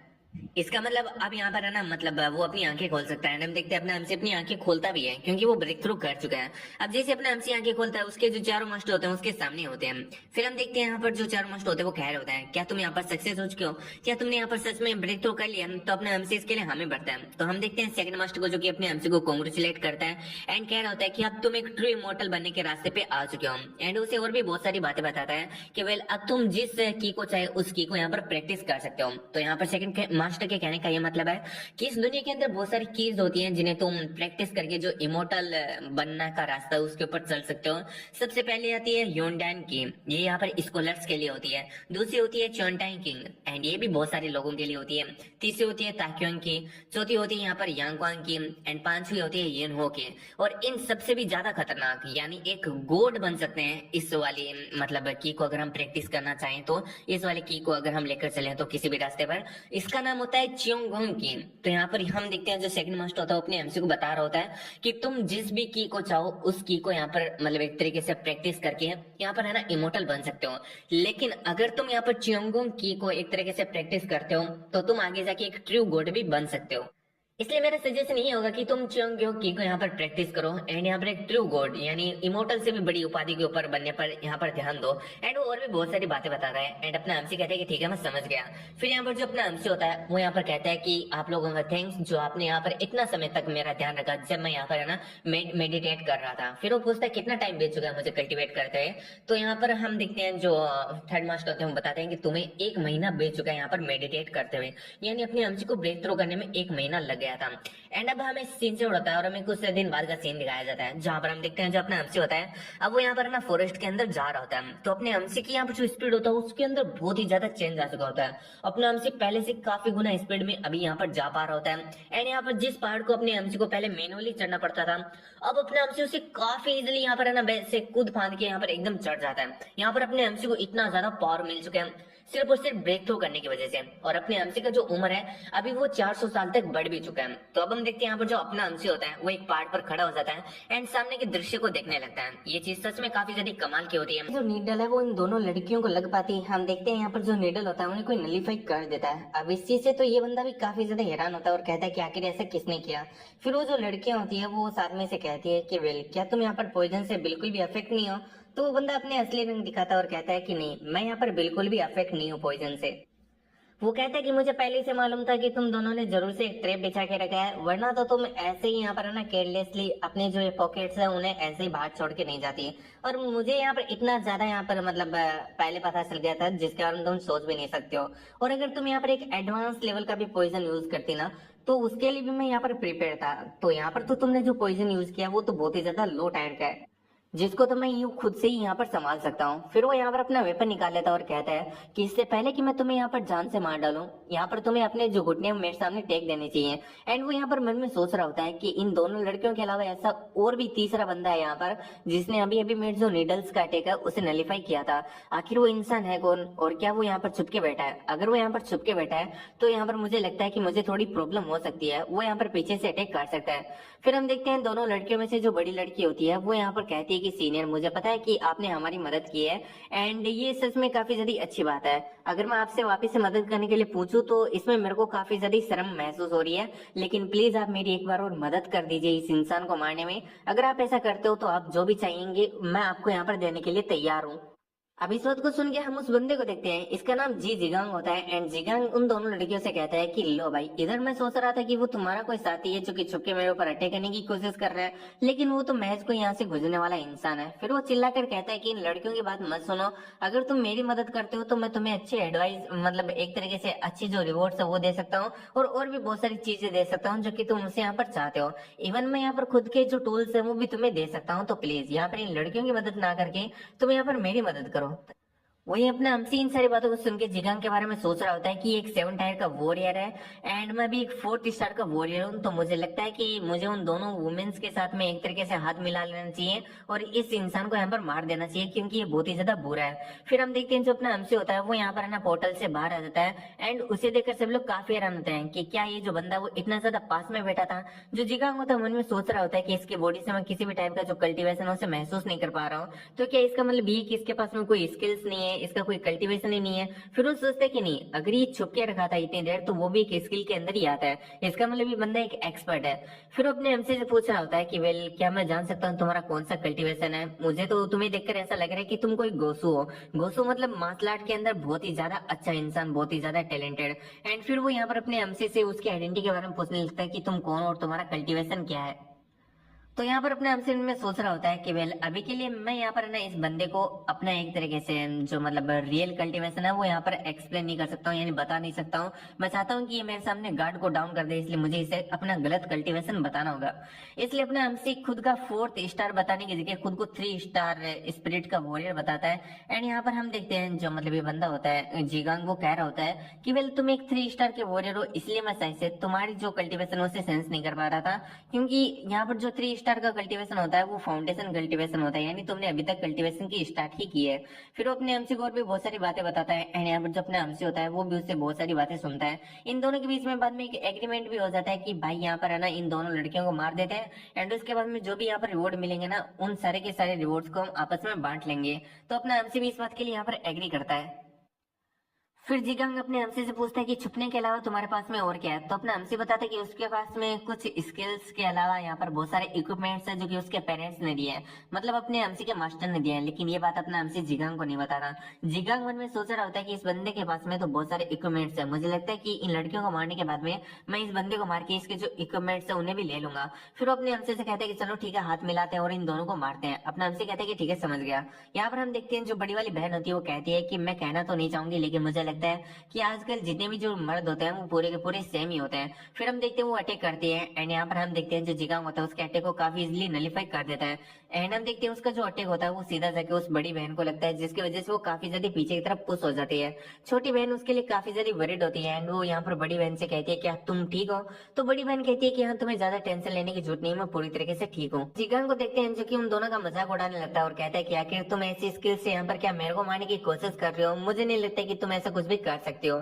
फिर वो कहता है कि वेल, अब यहाँ पर तुम मेरे जो वेपन है उसका स्वाद चखने वाली हो। एंड इतना कहते हुए हम देखते हैं वापिस अटैक कर देता है। वहीं पर जो बड़ी सिस्टर होती है वो भी यहाँ पर अपने स्वॉर्ड ब्लॉक का यूज करती है एंड उसके अटैक को यहाँ पर रोकने के लिए एक शील्ड को क्रिएट कर लेती है। अब यहाँ पर जो छोटी बहन होती है वो मन में ये सोच रही होती है कि मुझे देखने से ऐसा लग रहा है कि जो जिगांग वो अपनी पूरी पावर का यूज नहीं कर रहा है। एंड फिर वो अपनी बड़ी सिस्टर से कहती है कि वेल, अगर हम लोग यहाँ पर है ना, मतलब एक ओपनिंग को क्रिएट कर लें तो मुझे लगता है कि हम लोग यहाँ पर जो जिगांग है उसे मार डालेंगे। फिर यहाँ पर जो छोटी बहन होती है वो सोच रही होती है कि वेल, अगर हम यहाँ पर जिगांग को मार भी देते हैं तो उसके बाद में हमारे अंदर इतनी ज्यादा एनर्जी नहीं बचेगी कि हम इस नए एक्सपर्ट को मार सकेंगे। तो अब हम देखते हैं ऐसा ही चल रहा होता है एंड यहाँ पर जो छोटी सिस्टर होती है वो जिगांग को यहाँ पर डिस्ट्रैक्ट करने का एक तरीके से काम करती है, ताकि यहाँ पर जो बड़ी सिस्टर है वो एक ओपनिंग का सहारा लेकर जो जिगांग को उसे खत्म कर सके। अब हम देखते हैं ऐसा ही होता है, यहाँ पर जो बड़ी सिस्टर होती है वो जिगांग के ऊपर एक काफी ज्यादा खतरनाक अटैक कर देती है ओपनिंग को देखकर। लेकिन हम देखते हैं उसे कोई बचा लेता है और वो कोई और नहीं बल्कि अपना अमसी होता है। अब अपने आप को बचाता हुआ देखकर जो जिगांग होता है वो अपने हमसे की तारीफ करता है और कहता है कि तुम्हारा शील्ड काफी ज्यादा कमाल किया है। एंड वो मन में सोच रहा होता है कि अभी तो मैं यहाँ पर इंजर्ड हो जाता। फिर वो काफी ज्यादा गुस्से में आ जाता है एंड कह रहा होता है कि अभी तक मैं तुम लोगों के साथ में मजाक कर रहा था, लेकिन मुझे लगता है कि तुम लोगों को मरने की कुछ ज्यादा ही जल्दी है। एंड इतना कहते हुए हम देखते हैं वो आगे की तरफ आता है एंड अपना वेपन सामने की तरफ करते हुए यहाँ पर किसी खतरनाक अटैक को यहाँ पर एक तरीके से फॉर्म करता है एंड उसे उन सिस्टर की तरफ चला देता है। वहीं पर जो अपना हमसे होता है वो भी एक अटैक कर देता है उन दोनों सिस्टर की तरफ। यहाँ पर हम देखते हैं जो बड़ी सिस्टर होती है वो यहाँ पर छोटी सिस्टर से खुद को पीछे रहने के लिए बोलती है एंड वापस से शॉर्ट ब्लॉक का यूज करके एक शील्ड को क्रिएट कर लेती है, जिसकी वजह से वो जिगांग के अटैक को रोक लेती है। लेकिन हम जिगांग को देखते हैं जो कि यहाँ पर बहुत सारे जो एनर्जी अटैक होते हैं उन्हें यहाँ पर फॉर्म करता है एंड उन्हें यहाँ पर उस शील्ड की तरफ भेज देता है, जिसकी वजह से हम देखते हैं जो शील्ड होती है वो पूरी तरीके से वहीं पर टूट जाती है। फिर जो जिगांग होता है वो हंसते हुए कह रहा होता है कि वेल, अभी मैं जो अटैक करने वाला हूँ उससे यहाँ पर तुम दोनों बिल्कुल भी नहीं बचोगे एंड तुम दोनों की यहीं पर मौत हो जाएगी। अब नमसिम ने सोच रहा होता है कि क्या ये अपने सीक्रेट टेक्निक को यूज करने वाला है, यानी अल्टीमेट टेक्निक को। तो मुझे लगता है कि मेरे पास में यही टाइम है, मुझे इसके ऊपर अभी अटैक करना होगा वरना काफी ज्यादा देर हो जाएगी। ये सोचते हुए हम देखते हैं जो अपना हमसे होता है वो जिगांग के ऊपर अटैक कर देता है। अब जिगांग भी अपने हमसे को ऐसा अटैक करता हुए देखकर काफी हैरान होता है एंड वो पीछे की तरफ जाकर अपने हमसे के अटैक को ब्लॉक मार लेता है। अब इस चीज को देखकर हम देखते हैं जो अपना हमसे होता है वो जिगांग की तरफ अटैक करने के लिए बढ़ जाता है एंड वो अपनी निडल से एंड फिर यहाँ पर जो अपनी फायर होता है उससे यहाँ पर जिगांग के ऊपर अटैक कर देता है। फायर से जो जिगांग होता है वो बर्न हो जाता है एंड फिर यहाँ पर जो अपना हमसे होता है वो निडल से जिगांग को अटैक करता है, जिसकी वजह से वहीं पर पैरालाइज हो जाता है। यहाँ पर जो जिगांग होता है उसे कुछ भी समझ में नहीं आ रहा होता है। वहीं पर जो दोनों बहनें होती है वो भी काफी ज्यादा सरप्राइज हो चुकी होती है। अब यहाँ पर जो जिगांग होता है वो अपने हमसे को गालियां निकाल रहा होता है। वहीं पर जो अपना हमसे होता है उसे कह रहा होता है कि मुझे अच्छी तरीके से मालूम है कि इन दोनों लड़कियों को मारने के बाद में तुम मुझे मार के मेरे इक्विपमेंट्स को लेने की सोच रहे थे। तुम बहुत ही ज्यादा लालची हो और तुम्हारा जो लालच है वही आज तुम्हारा अंत बनने वाला है। और इतना कहते हुए हम देखते हैं जो अपना हमसे होता है उसका सर धड़ से अलग कर देता है। तो इसके बाद में हम देखते हैं जो दोनों सिस्टर होती है वो अपने हमसे को थैंक्स बोलती है एंड माफी मांगती है कि हमने आपके ऊपर अटैक किया और आपको गलत समझा। तो अपने हमसे कहते हैं कि नहीं, ये कोई बड़ी बात नहीं है, वैसे मैंने भी तो तुम लोगों के ऊपर अटैक किया था, तो मैं भी तुम लोगों से यहाँ पर माफी मांगता हूँ। फिर जो बड़ी सिस्टर होती है वो अपने हमसे से कह रही होती है कि वेल, आप हमसे यहाँ पर माफी मत मांगिए, आप हमारे सेवियर है एंड वो खुद को इंट्रोड्यूस कराती है। बड़ी सिस्टर का नाम योंग होता है एंड छोटी सिस्टर का नाम यूनी होता है। तो यहाँ पर हम अपने हमसे को देखते हैं जो कि खुद को इंट्रोड्यूस कराता है। फिर ये दोनों मिलके यहाँ पर जो जिगांग है उनके जितने भी इक्विपमेंट्स है उन्हें एक दूसरे के साथ में बांट लेते हैं। जो बड़ी सिस्टर होती है यानी जो दोनों सिस्टर होती है उनके पास में आता है मार्बल मैजिकल टूल, जिसकी वजह से जिगांग ने लगभग इन्हें हरा ही दिया था। और अपने हमसी के पास में आता है मिरर मैजिक टूल। अब इससे क्या होता है मेरे को नहीं पता। फिर यहाँ पर जो अपना हमसी होता है इन दोनों लड़कियों के घर पर जाता है एंड यहाँ पर ये जो दोनों सिस्टर होती है वो अपने हमसी को बहुत सारी हर्ब्स देती है, क्योंकि अपने हमसी को हर्ब्स की बहुत ही ज्यादा जरूरत होती है। एंड इन दोनों सिस्टर के पास में हर्ब्स का एक स्टोर होता है, लेकिन अपने हमसी को एक हर्ब्स यहाँ पर नहीं मिली होती है जिसका नाम होता है योमो यूलिजिक। अब इसका नाम काफी ज्यादा अजीब है, इसलिए हम इसको यूलिजिक बोलने वाले हैं। तो यहाँ पर जो बड़ी सिस्टर होती है वो बता रही होती है कि यहाँ पर ये वाली जो हर्ब हमारे पास में नहीं है, हमें माफ कीजिए। अपने हमसे कहते हैं कि नहीं, तुमने यहाँ पर जो भी मुझे हर्ब्स दिए है वो भी मेरे लिए बहुत ही ज्यादा बड़ी बात है। अब यहाँ पर जो बड़ी सिस्टर होती है वो कहती है कि वैसे क्या मैं आपसे कुछ पूछ सकती हूँ। अपने हमसे कहता है कि हम पूछ सकते हो। तो बड़ी सिस्टर पूछते हैं कि आखिर आप इन सारी यहाँ पर जो रेयर हर्ब्स है उनका क्या करने वाले हो। तो अपने हमसे कहता है कि वेल मैं एक मेडिसिन बनाने वाला हूँ। हाँ, वो तुम्हारे बिल्कुल भी काम नहीं आएगी। इवन यहाँ पर मुझे भी नहीं पता कि मुझे फोर्थ मास्टर ने ये सब कुछ करने के लिए क्यों कहा है, क्योंकि उस मेडिसिन से सिर्फ और सिर्फ हमारी जो स्किन है वही जवान बनी रहती है, और इसके अलावा उसका कोई ज्यादा फायदा नहीं है। जैसे अपने हमसे ये वाली बात बोलता है, हम देखते हैं जो दोनों सिस्टर होती है वो काफी ज्यादा हैरान हो जाती है। अब यहाँ पर जो बड़ी सिस्टर होती है वो अपने हमसे को अप्रिशिएट करती है एंड कहते हैं कि काश हमारे पास में भी कोई मेथड होता है यहाँ पर है ना एक तरीके से मेडिसिन बनाने का। हमारे पास में कोई मेथड नहीं है, इसी की वजह से हमें बहुत ही ज्यादा ह्यूमिलेट किया जाता है। फिर वो और भी बहुत सारी बातें करने लगते हैं एंड यहाँ पर जो अपना हमसे होता है उन लोगों की यहाँ पर ब्यूटी की तारीफ करता है। यहाँ पर हम बड़ी सिस्टर को भी देखते हैं जो कि अपने हमसे से कहती है कि वैसे हम लड़कियों के लिए जो हमारी स्किन है वो बहुत ही ज्यादा मायने रखती है, हमारी पावर से भी ज्यादा। तो क्या आप हमारे साथ में ट्रेड करना पसंद करेंगे। तो फिर हमारा सीन स्टार्ट होता है, हमें अपने हमसे को दिखा देता है जो कि उनके घर से बाहर निकल चुका होता है। रास्ते में चलते हुए अपना हमसे उन दोनों लड़कियों के बारे में सोच रहा होता है कि अच्छा तो वो मुझसे ट्रेड करना चाहती है, तो क्या ये सही रहेगा या फिर गलत रहेगा। वैसे उन्होंने बताया कि वो यूलजिक मेडिसिन के बारे में जानते हैं कि आखिर वो जो हर्ब्स है वो कहाँ पर मिलेगी। एंड उन्होंने बताया कि उस हर्ब्स को यहाँ पर एक बहुत बड़ी स्पाइडर बीस्ट प्रोटेक्ट कर रही है। तो आखिर मुझे क्या करना चाहिए, क्या मुझे उन दोनों की मदद लेनी चाहिए उस लोकेशन को ढूंढने के लिए एंड उस हर्ब्स को उस स्पाइडर के नीचे से, मतलब नाक के नीचे से लेने के लिए, क्या मुझे ये जो ट्रेड है उन लोगों के साथ में कर लेनी चाहिए। अब ना हमसे ऐसा सब कुछ सोच ही रहा होता है। फिर हम देखते हैं यहाँ पर जो अपना हमसे होता है वो विलेज में आ जाता है। विलेज के आने के अंदर बाद में वो सीधा जाकर यहाँ पर जो सेकंड मास्टर होता है उससे मिलता है एंड यहाँ पर उसे सारी बात बता देता है। लेकिन ये नहीं बताता कि वो बाहर इंसानों से मिला है, ये बताता है कि वो यहाँ पर बाहर हर्ब्स ढूंढने के लिए गया था एंड उसने लगभग सारे हर्ब्स को ढूंढ लिया है, सिर्फ यूएलजी के हर्ब्स को ढूंढकर। लेकिन उसकी लोकेशन भी उसे पता चल चुकी है, उसे एक बहुत बड़ी स्पाइडर बेस्ट प्रोटेक्ट कर रही है एंड इसलिए वो उसे लेकर नहीं आया बल्कि यहाँ पर वापस ऐसे ही आ गया। तो अब सेकंड मास्टर जैसे ये वाली बात सुनता है, यहाँ पर वो अपने हमसे को यहाँ पर बताने लगता है कि ये काफी अच्छी बात है कि यहाँ पर है ना उस एक तरीके से हर्ब को स्पाइडर बीस्ट ही प्रोटेक्ट कर रही है। इवन यहाँ पर ना इससे भी बहुत बड़े जो मॉन्स्टर हैं वो यहाँ पर ना मतलब ऐसी हर्ब्स को प्रोटेक्ट करते हैं जैसे कि डेमन बीस्ट। अभी तक की सीरीज के अंदर हमें सिर्फ और सिर्फ एक डेमन बीस्ट देखने के लिए मिला है एंड वो कोई और नहीं बल्कि वो ईगल था। तो फिर यहाँ पर जो सेकंड मास्टर होते हैं वो अपने हमसे से कहते हैं कि वेल अगर तुम उस बड़ी स्पाइडर से फाइट करने के लिए जाओगे तो उसके जो वेब्स है वो तुम्हारे लिए प्रॉब्लम बन सकते हैं, इसलिए मैं तुम्हें एक एंटीडोट बना के दे दूंगा जिसकी वजह से यहाँ पर जो वेब्स है वो तुम्हारा कुछ भी नहीं बिगाड़ पाएंगे। तो अपना हमसे कहता है कि अच्छा ऐसी बात है, थैंक्स। एंड इतना करने के बाद में अपने एमसी सेकंड मास्टर के रूम से बाहर निकल जाता है। तो थोड़ा अपने एमसी को बुरा फील हो रहा होता है कि अपने एमसी ने यहाँ पर है ना सेकंड मास्टर को बुरा बोला। फिर वो सोचता है कि चलो मैं फोर्थ मास्टर को बता दूंगा जो भी सारी बात है वो सारी की सारी। अब हम देखते हैं हमारा सीन स्टार्ट होता है और फोर्थ मास्टर यहाँ पर अपने एमसी के सामने बैठा होता है। तो अपने एमसी से सारी बात बता देता है कि भाई वो 3 बंदों से मिला, ये हुआ वो हुआ ये हुआ। तो यहाँ पर फोर्थ मास्टर कहता है कि अच्छा ऐसी बात है, वैसे तुमने जिसको मारा क्या वो बुरा इंसान था। अपने एमसी कहता है कि हाँ वो बुरा इंसान था, वो तो मेरे को भी मारने की सोच रहा था। फोर्थ मास्टर कहता है कि तब तुमने ठीक किया, ऐसे यहाँ पर मौके के ऊपर बिल्कुल भी हेजिटेट नहीं करना चाहिए जब सामने वाला तुम्हें मारने की कोशिश कर रहा हो। तो अपना हमसे कहते हैं कि अच्छा ऐसी बात है। फिर यहाँ पर जो अपना हमसे होता है वो बता भी देता है कि वो जो 2 लड़कियों की जान मैंने बताई थी वो मेरे साथ में ट्रेड करना चाहती है। तो अब फोर्थ मास्टर कहते हैं कि अच्छा ऐसी बात है, तो तुम उनके साथ में ट्रेड करना चाहते हो या फिर नहीं करना चाहते हो। अपना हमसे कहते हैं कि वेल मेरे को तो वो अच्छे इंसान ही लगे तो मुझे तो लगता है कि करना चाहिए। अब आप बताओ कि मुझे करना चाहिए फिर नहीं करना चाहिए। फोर्थ मास्टर हंसते हुए कहते हैं कि तू मुझसे क्यों पूछ रहा है, तूने ऑलरेडी यहाँ पर डिसाइड कर लिया कि तू उनके साथ में ट्रेड करेगा। भले ही मैंने तुम्हें कहा था कि तुम्हें यहाँ पर जो वुमेन्स है उनसे केयरफुल रहने की जरूरत है, लेकिन देखो तो सही तुम तो उन्हीं के साथ में ट्रेड करके आ चुके हो। अब यहाँ पर अपने हमसे भी कुछ नहीं बोल सकता होता है एंड वो कह रहा होता है कि जो होना था वो तो हो गया। फिर जो फोर्थ मास्टर होता है वो कहता है कि देखो यहाँ पर मैं ऐसा नहीं कहता कि सारी वुमेन ही बहुत ही ज्यादा बेकार होती है, मैं बस इतना कह रहा हूँ कि हाँ तुम अगर उनके साथ में ट्रेड कर रहे हो, उनके साथ में दोस्ती कर रहे हो, तो यहाँ पर अपने गार्ड्स को डाउन मत करना, वो कभी भी तुम्हारे पीठ के ऊपर खंजर घोंप सकती है। अपने आपसे कहते हैं कि नहीं वो अच्छे इंसान ही दिख रहे थे। तो फोर्थ मास्टर कहता है कि अच्छे एक टाइम पर सभी लोग होते हैं, लेकिन लालच कुछ ऐसी चीजें और कुछ और भी यहाँ पर इमोशंस होते हैं जो कि लोगों को बुरा होने पर मजबूर कर देते हैं। इसलिए मेरी बात को अच्छी तरीके से समझो एंड यहाँ पर अपने गार्ड्स को कभी डाउन मत करना। तो अपना एमसी इस बात के लिए एग्री करता है एंड फिर हम देखते हैं अगले दिन का सीन जहाँ पर वो दोनों सिस्टर एंड अपना एमसी वहां पर आ चुके होते हैं। तो यहाँ पर जो अपना एमसी होता है उन दोनों सिस्टर से कहता है कि तुम अपने वेपन्स के ऊपर ये वाला जो एंटीडोट है उसे लगा लो, इससे ये होगा कि जो सामने वाले स्पाइडर के वेब है तुम उन्हें इजिली कट कर पाओगे। तो ये बात जैसे वो दोनों सिस्टर सुनते हैं वो यहाँ पर अप्लाई करना स्टार्ट कर देते हैं उस एंटीडोट को एंड अपने हमसे से कहते हैं कि आपने इतना कुछ कर लिया, वो भी इतने कम समय में, आप सच में बहुत ही ज्यादा तारीफ के लायक हो। एंड फिर हम देखते हैं यहाँ पर जो अपना हमसे होता है उन दोनों से और भी बातें करने लगता है एंड वो लोग आगे चलने लगते हैं। एंड यहाँ पर हम देखते हैं जो बड़ी सिस्टर होती है वो अपने हमसे को देखकर ये सोच रही होती है कि मैं यहाँ पर इतनी हाई लेवल के मार्शल आर्टिस्ट हूँ, लेकिन फिर मैं इन्हें देखकर नहीं बता पा रही हूँ कि आखिर ये जो मार्शल आर्टिस्ट है वो कितने लेवल तक पहुंच चुका है, यानी इनका लेवल क्या है। अब हम देखते हैं जैसे अपना हमसे आगे जाता है, यहाँ पर जो अपना हमसे होता है उसे कुछ अजीब सी चीजें महसूस होने लगती है। एंड हम देखते हैं वो जैसे आगे देखता है उसे वहां पर यूलजिक मेडिसिन दिखाई दे जाती है। एंड इस चीज को देखकर अपने हमसे कहते हैं कि देखो वो रही यूलजिक हर्ब्स। फिर वो कहते हैं कि तुमने कहा था कि यहाँ पर एक स्पाइडर बीस्ट है, तो आखिर वो है कहाँ पर।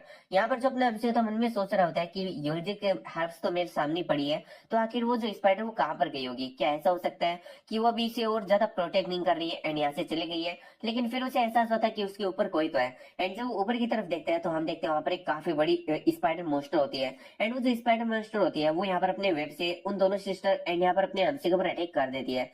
तो हम देखते हैं जो बड़ी सिस्टर होती है उन अटैक्स को पूरी तरीके से नलिफाई कर देती है एंड अपने हमसे से कहती है कि हम दोनों सिस्टर मिलके इसका ध्यान यहाँ पर डिस्ट्रैक्ट कर रहे हैं, आप जाओ एंड आप जो हर्ब से उसे उठा लो। तो अपने हमसे भी इस बात के लिए एग्री करता है एंड उस हर्ब की तरफ भाग जाता है। फिर हम देखते हैं जो दोनों सिस्टर होती है वो उस स्पाइडर का सामना करने लगती है। एंड हम देखते हैं जो स्पाइडर होता है वो बार बार यहाँ पर उन दोनों सिस्टर के ऊपर अटैक किया जा रहा होता है। फर्स्ट यहाँ पर जो बड़ी सिस्टर होती है वो उसके ऊपर अटैक करती है एंड सेकंड वो यहाँ पर अपनी छोटी सिस्टर यूनी को अटैक करने का यहाँ पर ऑर्डर देती है। एंड हम देखते हैं इशारा मिलते हैं जो यूनी होती है वो भी अपना अटैक कर देती है। ये अटैक उसका अल्टीमेट अटैक होता है। इसके अंदर बहुत सारी जो बटरफ्लाईज होती है वो जाकर यहाँ पर स्पाइडर को घेर लेती है। एंड हम देखते हैं उसके बाद जो ये सेकंड सिस्टर होती है वो यहाँ पर अपनी एक तरीके से जो हाथ होता है उसे इशारा करती है, जिसके साथ में वहां पर एक बहुत बड़ा ब्लास्ट होता है। और इसके बाद में हम देखते हैं जो दोनों सिस्टर होती है वो आपस में डिस्कस करने लगते हैं कि वेल क्या हो सकता है कि यहाँ पर जो स्पाइडर मोस्ट है वो मारा जा चुका है, लेकिन हम देखते हैं जो स्पाइडर मोस्ट होता है वो धमाके से एकदम सही सलामत बाहर आता है। तो अब इस चीज को देखकर बड़ी सिस्टर कहती है कि जैसा मैंने एक्सपेक्ट किया था। फिर हम देखते हैं जो छोटी सिस्टर होती है वो वापिस से उसके ऊपर अटैक करती है, जिसकी वजह से वहां पर एक और बहुत बड़ा धमाका होता है। लेकिन हम देखते हैं इससे मोस्ट को कुछ नहीं हुआ होता है। बड़ी सिस्टर कहती है कि आखिर इसकी स्किन कितनी ज्यादा मोटी है। फिर हम देखते हैं जो स्पाइडर मोस्ट होता है वो यहाँ पर अपने एक अटैक को तैयार करता है एंड इन दोनों सिस्टर की तरफ कर देता है। ये एक आइस अटैक होता है जो कि बहुत ही ज्यादा चिल होता है। अब इस अटैक को हम देखते हैं दोनों सिस्टर डॉज कर लेते हैं। तभी हम देखते हैं वहां पर अपने एमसी की एंट्री होती है। तो बेसिकली यहाँ पर जो अपना एमसी वो यूएलजी हब लाने के लिए नहीं गया था, बल्कि वो वहां पर कुछ ट्रैप्स को सेटअप करने के लिए गया था। एंड अभी वो ट्रैप सेटअप कर चुका है, इसलिए वो यहाँ पर मोस्टर को डिस्ट्रैक्ट करके उस ट्रैप की तरफ ले जाने की बात कहता है इन दोनों सिस्टर से। फिर हम देखते हैं यहाँ पर जो अपना एमसी होता है वो यहाँ पर अपनी सोर्ड को लेकर सबसे पहले मोस्टर की बॉडी के ऊपर डायरेक्ट चार्ज कर देता है। एंड वहां पर जाकर वो अपनी जो सोर्ड होता है उसे यहाँ पर उस मोस्टर की बॉडी के आर पार करने की कोशिश करता है। लेकिन यहाँ पर जो मोस्टर होता है उसकी बॉडी काफी थिक होती है, जिसकी वजह से उसकी सोर्ड यहाँ पर उसके आर पार जा ही नहीं पा रही होती है। इस चीज से अपना एमसी काफी हैरान होता है। वहीं हम देखते हैं जो मोस्ट होता है वापिस से अपना चिल अटैक यानी आइस अटैक अपने एमसी के ऊपर करता है। अब इस अटैक को अपना एमसी भी यहाँ पर डोज कर लेता है एंड उन्होंने सोच रहा होता है कि मुझे बिलीव ही नहीं हो रहा कि मेरे जो चिंगजोन सोर्ड है वो भी यहाँ पर इस मोस्ट का कुछ भी नहीं कर पाई, जैसे कि एक्सपेक्टेड था। ये एक हाई रैंक का यहाँ पर बीस्ट है, तो मुझे नहीं लगता कि मैं इसे इतना आसानी से हरा सकता हूँ। फिर अपना एमसी सोचता है कि वैसे इसके बारे में क्या ख्याल है। एंड इतना कहते हुए हम देखते हैं जो अपना एमसी होता है कुछ नीडल्स को यूएलजी हब की तरफ थ्रो कर देता है। एंड जैसे अपना एमसी ऐसा करता है हम देखते हैं जो स्पाइडर मोस्ट होता है काफी स्पीड से यूएलजी हब को यहाँ पर प्रोटेक्ट करने के लिए चला जाता है। एंड उन तीनों की तीनों यहाँ पर जो एक तरीके से नीडल्स होती है उन्हें नलीफाई कर देता है। अपना एमसी दोनों बहनों को कहता है कि देखा तुमने, इसकी जो कमजोरी है वो यूएलजी हर्ब्स ही है। हम आसपास में रहेंगे यूएलजी हर्ब्स के एंड यहाँ पर इसके ऊपर अटैक करेंगे, जिसकी वजह से ये अपनी फुल पावर का यूज नहीं कर पाएगा और होल्ड बैक करते हुए हमारे हाथों से मारा जाएगा। ये कहते हुए हम देखते हैं जो अपना एमसी होता है उन्हें एक ट्रैप की तरफ इशारा करता है और कहता है कि देखो मैंने वहां पर ट्रैप लगा के रखा है, अगर ये मोस्टर थोड़ा सा और आगे आ जाए तो ये स्ट्रिप के अंदर फंस जाएगा एंड यहाँ पर उसके बाद में हम इसे काफी इजीली मार सकते हैं। यहाँ पर जो अपना एमसी होता है अब वो यहाँ पर अपने जो ट्रिप्स होता है उसे एक्टिवेट करना स्टार्ट कर देता है, क्योंकि ऑलमोस्ट यहाँ पर जो मोस्ट है वो पूरी तरीके से यहाँ पर अपने एमसी के ट्रिप में फंस चुका होता है। अब जैसे अपना एमसी यहाँ पर ट्रैप को एक्टिवेट करता है हम देखते हैं मोस्ट को बहुत ही ज्यादा प्रॉब्लम होने लगती है। अब यहाँ पर अपने एमसी की ऐसे मेथड्स को देखकर जो बड़ी सिस्ट होती है वो काफी हैरान होती है, सोचती है कि इतने कम समय में इतने खतरनाक ट्रैप को यहाँ पर सेटअप करना। यहाँ पर जो लॉर्ड उनसोला है वो सच में बहुत ही ज्यादा अनएक्सपेक्टेड इंसान है।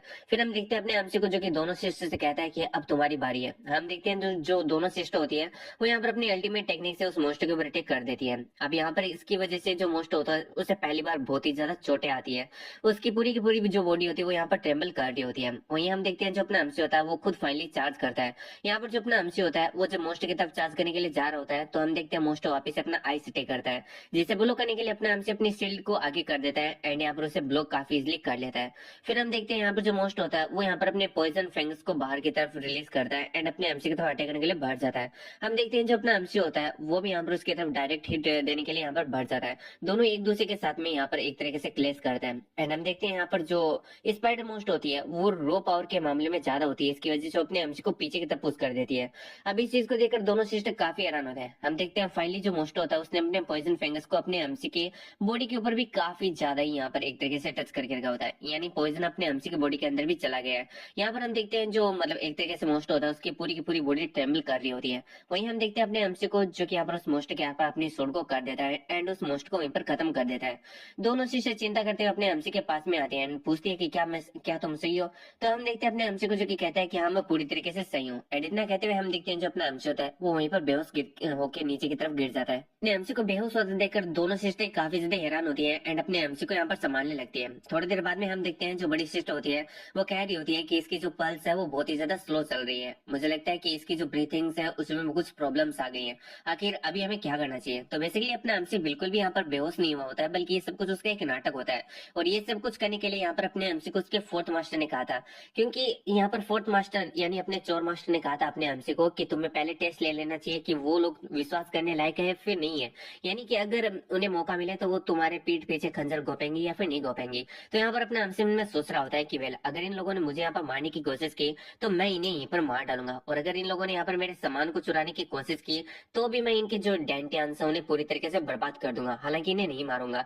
अब हम देखते हैं यहाँ पर जो अपना एमसी होता है वो ऐसे ही यहाँ पर सोच रहा होता है। फिर हम देखते हैं छोटी सिस्टर को जो कि कह रही होती है कि वेल मुझे लगता है कि इन्हें हमें वापस से घर पर ले जाना चाहिए एंड उसके बाद में हमें जो पॉइजन फैंग्स है यहाँ पर ये स्पाइडर उनके ऊपर स्टडी करनी चाहिए और इनके लिए कोई एंटीडोट को तैयार करना चाहिए। इन बातों को सुन के बड़ी सिस्टर कहती है कि हाँ तुमने सही कहा। फिर वो कहती है कि चलो ठीक है, एक काम करो तुम यहाँ पर है ना जो लॉर्ड उनसुल है उन्हें यहाँ पर घर ले जाओ, मैं यहाँ पर ये जो पॉइजन फैंगस आई मीन जो ये एक तरीके से स्पाइडर है उसकी बॉडी एंड यहाँ पर जो योलजी खरब है उसे अपने साथ में लेकर आती हूँ। अब इस बात को सुन के हम देखते हैं जो छोटी सिस्टर होती है वो इस बात के लिए एग्री करती है एंड अपने एमसी को वहां से ले जाने लगती है। एंड यहाँ पर जो छोटी सिस्टर होती है वो जब अपने एमसी को ले जा रही होती है तो बस इतना ही कह रही होती है कि प्लीज आप जिंदा रहना, आप यहाँ पर अपना होश मत खोना, आंखें बिल्कुल भी बंद मत करना। इधर अपने एमसी को काफी एम्बैरेसिंग महसूस हो रहा होता है क्योंकि अपना एमसी जानबूझ के ये सारा नाटक कर रहा होता है। फिर हम देखते हैं यहाँ पर ये लोग अपने घर पर पहुंच जाते हैं। तो बेसिकली इनका जो घर है वो अंडरग्राउंड में होता है, बाहर की तरफ एक दरवाजा है जो कि लिफ्ट की तरह काम करता है। जैसे ये लोग इस दरवाजे के अंदर जाते हैं वो नीचे की तरफ चले जाएंगे अंडरग्राउंड बेस के अंदर। हम देखते हैं यहाँ पर जो छोटी सिस्टर होती है वो यहाँ पर कुछ समय के लिए अपने एमसी के साथ में रहती है। तो फिर हम देखते हैं जो बड़ी सिस्टर वहां पर आ जाती है एंड कहती है कि लॉर्ड उनसुल को क्या हुआ, क्या यहाँ पर उनको होश आया। हम देखते हैं जैसे बड़ी सिस्टर आती है छोटी सिस्टर के पास में तो वो काफी ज्यादा हैरान होती है क्योंकि छोटी सिस्टर ने कुछ चोरी करके रखा होता है, वो यहाँ पर पता नहीं क्या ही कर रही थी। एंड इस चीज को देखकर बड़ी सिस्टर का रिएक्शन काफी अजीब होता है, छोटी से एक्सप्लेन करने के बजाय वहां से भाग जाती है और कहती है कि मुझे यहाँ पर कुछ काम आ गया है। हम देखते हैं बड़ी सिस्टर को जो कि कह रही होती है कि आखिर तुम ऐसा कैसे कर सकती हो। इधर अपना एमसी भी इन सारी की मतलब बकवासों को सुन रहा होता है एंड बस लेटा होता है। फिर उन दोनों के जाने के बाद में सोचता है कि सच में ये लोग यहाँ पर इनोसेंटली मेरे को यहाँ पर हेल्प करने का ट्राई कर रहे हैं एंड मैं देखो इन लोगों को सस्पेक्ट कर रहा हूँ, ये सच में काफी ज्यादा ह्यूमिलेटिंग है एंड बहुत ही ज्यादा एम्ब्रेसिंग है। फिर हम देखते हैं जब अपना एमसी होता है वो खड़ा हो जाता है एंड सोच रहा होता है कि ये काफी सही रहेगा कि मैं मतलब ऐसा एक तरीके से एक्ट करूँ कि मैं अब ठीक हो चुका हूँ एंड खड़ा हो जाऊँ। फिर हम देखते हैं यहाँ पर जो अपना एमसी होता है उसकी नजर बेंच के ऊपर पड़ी दो बुक्स के ऊपर पड़ती है एंड वो सोचता है कि आखिर ये किस चीज की बुक है, ये किसी मेडिसिन की यहाँ पर रेसिपी की बुक होती है। एंड अपना एमसी में सोच रहा होता है कि ये दोनों सिस्टर के पास में क्या कर रही है। वैसे ये जो बुक है वो पूरी तरीके से जल चुकी है, कहीं पर ये बहुत ही ज्यादा गीली हो चुकी है, यानी एक तरीके से ये जो बुक है वो यहाँ पर है ना ऐसी बन चुकी है जिसका 40% हिस्सा पूरी तरीके से बेकार हो चुका है एंड 60% हिस्सा थोड़े बहुत यहाँ पर पढ़ने के लायक है। तभी हम देखते हैं वहां पर कोई आने की आहट होती है अपने एमसी को एंड जो अपना एमसी होता है वो वापस से बेड पर जाकर अपना एक्ट स्टार्ट कर देता है। फिर हम देखते हैं ये छोटी सिस्टर होती है एंड वो अपने एमसी के पास में आते हुए कहती है कि लॉर्डन प्लीज आप यहाँ पर अपनी आंखों को ओपन कर लीजिए, क्या आपको सच में नहीं लगता है कि हम मुझे ऑलरेडी पता है कि आप जगे हुए हैं। अपना एमसी पूछता है कि आखिर तुम्हें कैसे पता। तो यहाँ पर छोटी सिस्टर बताती है कि मैं जो कंबल है उसे एक स्पेसिफिक डायरेक्शन के अंदर रख के गई थी एंड जब मैं आ रही हूँ वो डायरेक्शन के अंदर बिल्कुल भी नहीं है और ये पूरी तरीके से इम्पॉसिबल है अगर आपने अपने हाथों से उस कंबल को हटाया ना हो। तो अपना एमसी कहता है कि तुम्हारे आंखें और जो ब्रेन है वो सच में बहुत ही ज्यादा यहाँ पर तेज है। फिर अपना एमसी बता देता है कि वेल वो यहाँ पर जो पॉइजन है उसके यहाँ पर प्रति इम्यून है क्योंकि वो बचपन से पॉइजनस हर्ब्स को खाते हुए आ रहा है। इस बात को सुन के छोटी सिस्टर को पचाने में थोड़ा टाइम लगता है लेकिन वो कहती है कि अगर ऐसा है तो चलो ठीक है। फिर वो योलजिक हर्ब्स को निकालती है और कहती है कि देखो हम ये आपके लिए लेकर आए हैं एंड यहाँ पर जो कोप्स है यानी उस स्पाइडर मोन्स्टर की वो भी यहाँ पर जो यूनी है वो लेकर आ चुकी है, आपको वो जल्दी ही मिल जाएंगी। तो अपने हमसे कहते हैं कि वेल तुम्हारा इसके लिए थैंक्स, अगर तुम ये नहीं होता होते तो सच में मैं यहाँ पर ऐसा कुछ भी नहीं कर पाता। मैं ये पूरी तरीके से याद रखूंगा कि मैं जब रेड मेडिसिन बनाऊंगा तो उसमें से एक एक तुम्हें भी दूं। इन बातों को सुन के छोटी सिस्टर कहती है कि हाँ ये तो टाइम आने पर देखा जाएगा। फिर हम देखते हैं यहाँ पर जो यंग होती है वो भी आ चुकी होती है एंड वो चलते हुए खुद से पूछ रही होती है कि आखिर मेरी जो छोटी सिस्टर वो कहाँ पर चली गई है। फिर वो सोचती है कि कहीं ऐसा तो नहीं कि वो यहाँ पर लॉर्ड उनसोल के रूम के अंदर ही है एंड वापिस से उनके साथ में वही फील्डिंग होने की कोशिश कर रही है। तो फिर हम देखते हैं वो ऐसा सोच के जैसे ही यहाँ पर रूम में आती है तो वो काफी हैरान होती है एंड अपने अमसी को खड़ा देखकर कहती है कि लॉर्ड आप वापिस से ठीक हो चुके हो। ये सच में बहुत ही ज्यादा रिलीफ की बात है। तो अपना अमसी कहता है कि हाँ ये तो काफी ज्यादा रिलीफ की बात है, तुम दोनों की वजह से मैं यहाँ पर थैंकफुली ठीक हो चुका हूँ। तुम दोनों का बहुत बहुत ज्यादा थैंक्स। वैसे मैं यहाँ पर है ना मतलब तुमसे बात करना चाहता था यहाँ पर जो स्पाइडर मोस्टर कॉप्स है उसको लेकर। तो इन बातों को सुन के हम देखते हैं दोनों सिस्टर एक दूसरे की तरफ देखती है एंड फिर जो बड़ी सिस्टर होती है वो अपने हमसे से कहती है कि वेल वो यहाँ पर जो स्पाइडर मोस्टर की बॉडी है उसे आप रख सकते हो। अपने हमसे कहते हैं कि लेकिन कैसे। तो बड़ी सिस्टर बताती है कि आप ही थे जिन्होंने यहाँ पर उस मोस्टर को मारा था, आप अगर नहीं होते तो वो मोस्टर को तो हम लोग मार ही नहीं पाते। तो अपना हमसे कहते हैं कि नहीं ऐसी बात नहीं है, तुम लोगों ने भी यहाँ पर मेरी बहुत ही ज्यादा मदद की है और अगर मैं यहाँ पर मोस्टर की बॉडी को ऐसे ले लेता हूँ तो मुझे लगता है कि ये यहाँ पर कुछ ज्यादा ही हो जाएगा क्योंकि तुम लोग मेरे को ही हर्ब्स दे रहे हो एंड यहाँ पर उसकी बॉडी दे रहे हो, तो आखिर तुम लोग यहाँ पर क्या रखने वाले हो। तो इन बातों को सुन के बड़ी सिस्टर कहती है कि वेल अगर आप मुझे कुछ देना ही चाहते हो तो क्या आप मुझ पर एक फेवर करेंगे। अपने हमसे कहते हैं कि आखिर कैसा फेवर है। इन बातों को सुन के हम बड़ी सिस्टर को देखते हैं जो कि अपने हमसे से कहती है कि वेल क्या आप हमारे लिए मेडिसिन बनाएंगे। यहाँ पर वो कहती है कि देखो हमारे पास में बहुत सारी यहाँ पर हर्ब्स पड़ी हुई है लेकिन हमें मेडिसिन बनाने का तरीका बिल्कुल भी नहीं आता, तो क्या आप हमारे लिए यहाँ पर मेडिसिन बनाओगे, क्या आप यहाँ पर ऐसा कर सकते हो। तो यहाँ पर हम देखते हैं जो अपना हमसे होता है वो पहले तो कुछ नहीं बोलता एंड यहाँ पर हम बड़ी सिस्टर को देखते हैं जो कि यहाँ पर अपने हमसे से कहती है कि वेल हम यहाँ पर ये जो काम वो ऐरे गहरे किसी को भी नहीं दे सकते हैं, आप बहुत ही ज्यादा यहाँ पर ट्रस्टवर्दी हो इसलिए हम आपको ये काम देना चाहते हैं एंड मैं यहाँ पर आपसे कुछ क्वेश्चंस पूछना चाहती हूँ जो कि यहाँ पर आपको आंसर देना ही होगा। क्या आप मुझे बता सकते हो आप इस साल कौन से ईयर के होने वाले। तो इन बातों को सुन के अपना हमसे कहते हैं कि वेल मैं 23 का हूँ एंड 24 का होने वाला हूँ। अब जैसे ये बात यहाँ पर अपना हमसे बोलता है ये दोनों सिस्टर काफी हैरान होती है एंड कहती है कि क्या आप अभी तक 23 के हो एंड 23 की एज के अंदर आप एक 4 स्टार च्योन स्प्रेड वॉरियर बन चुके हो जैसे कि हम लोग हैं। अपना हमसे कहते हैं कि वेल क्या बात, तुम लोगों की डिक्शन को देखकर तो मुझे सच में कुछ अजीब लग रहा है, क्या मेरा यहाँ पर कम एज का होना एक बहुत बड़ी प्रॉब्लम है। बड़ी सिस्टर कहती है कि नहीं ऐसी बात नहीं है, ये बस थोड़ा बिलीव करना काफी ज्यादा मुश्किल हो रहा है। छोटी सिस्टर पूरी तरीके से मायूस हो चुकी होती है एंड वो कह रही होती है कि मैंने और जो मेरी बड़ी सिस्टर है उन्होंने 100 सालों तक बहुत ही ज्यादा मेहनत की थी और तब जाकर हम लोग यहाँ पर इस लेवल के ऊपर पहुंच पाए हैं। फिर जो बड़ी सिस्टर होती है वो अपने हमसे से कह रही होती है कि आपने बताया कि आप माँ फॉरेस्ट के अंदर ही पले बड़े हैं, तो यहाँ पर कोई तो होगा ना जिन्होंने आपका लालन पालन किया है, तो क्या आप मुझे बता सकते हो कि आखिर वो कौन है, यानी आपके मास्टर या फिर गार्जियन कौन है। इनका मतलब ये वाली बात को सुनकर जो छोटी सिस्टर होती है वो बड़ी सिस्टर से कह रही होती है कि उन्हें आपको यहाँ पर ऐसे डिसरेस्पेक्टफुल क्वेश्चंस नहीं पूछना चाहिए, ये जो क्वेश्चंस है उसका यहाँ पर मेडिसिन से बनाने को यहाँ पर कुछ भी लेना देना नहीं है।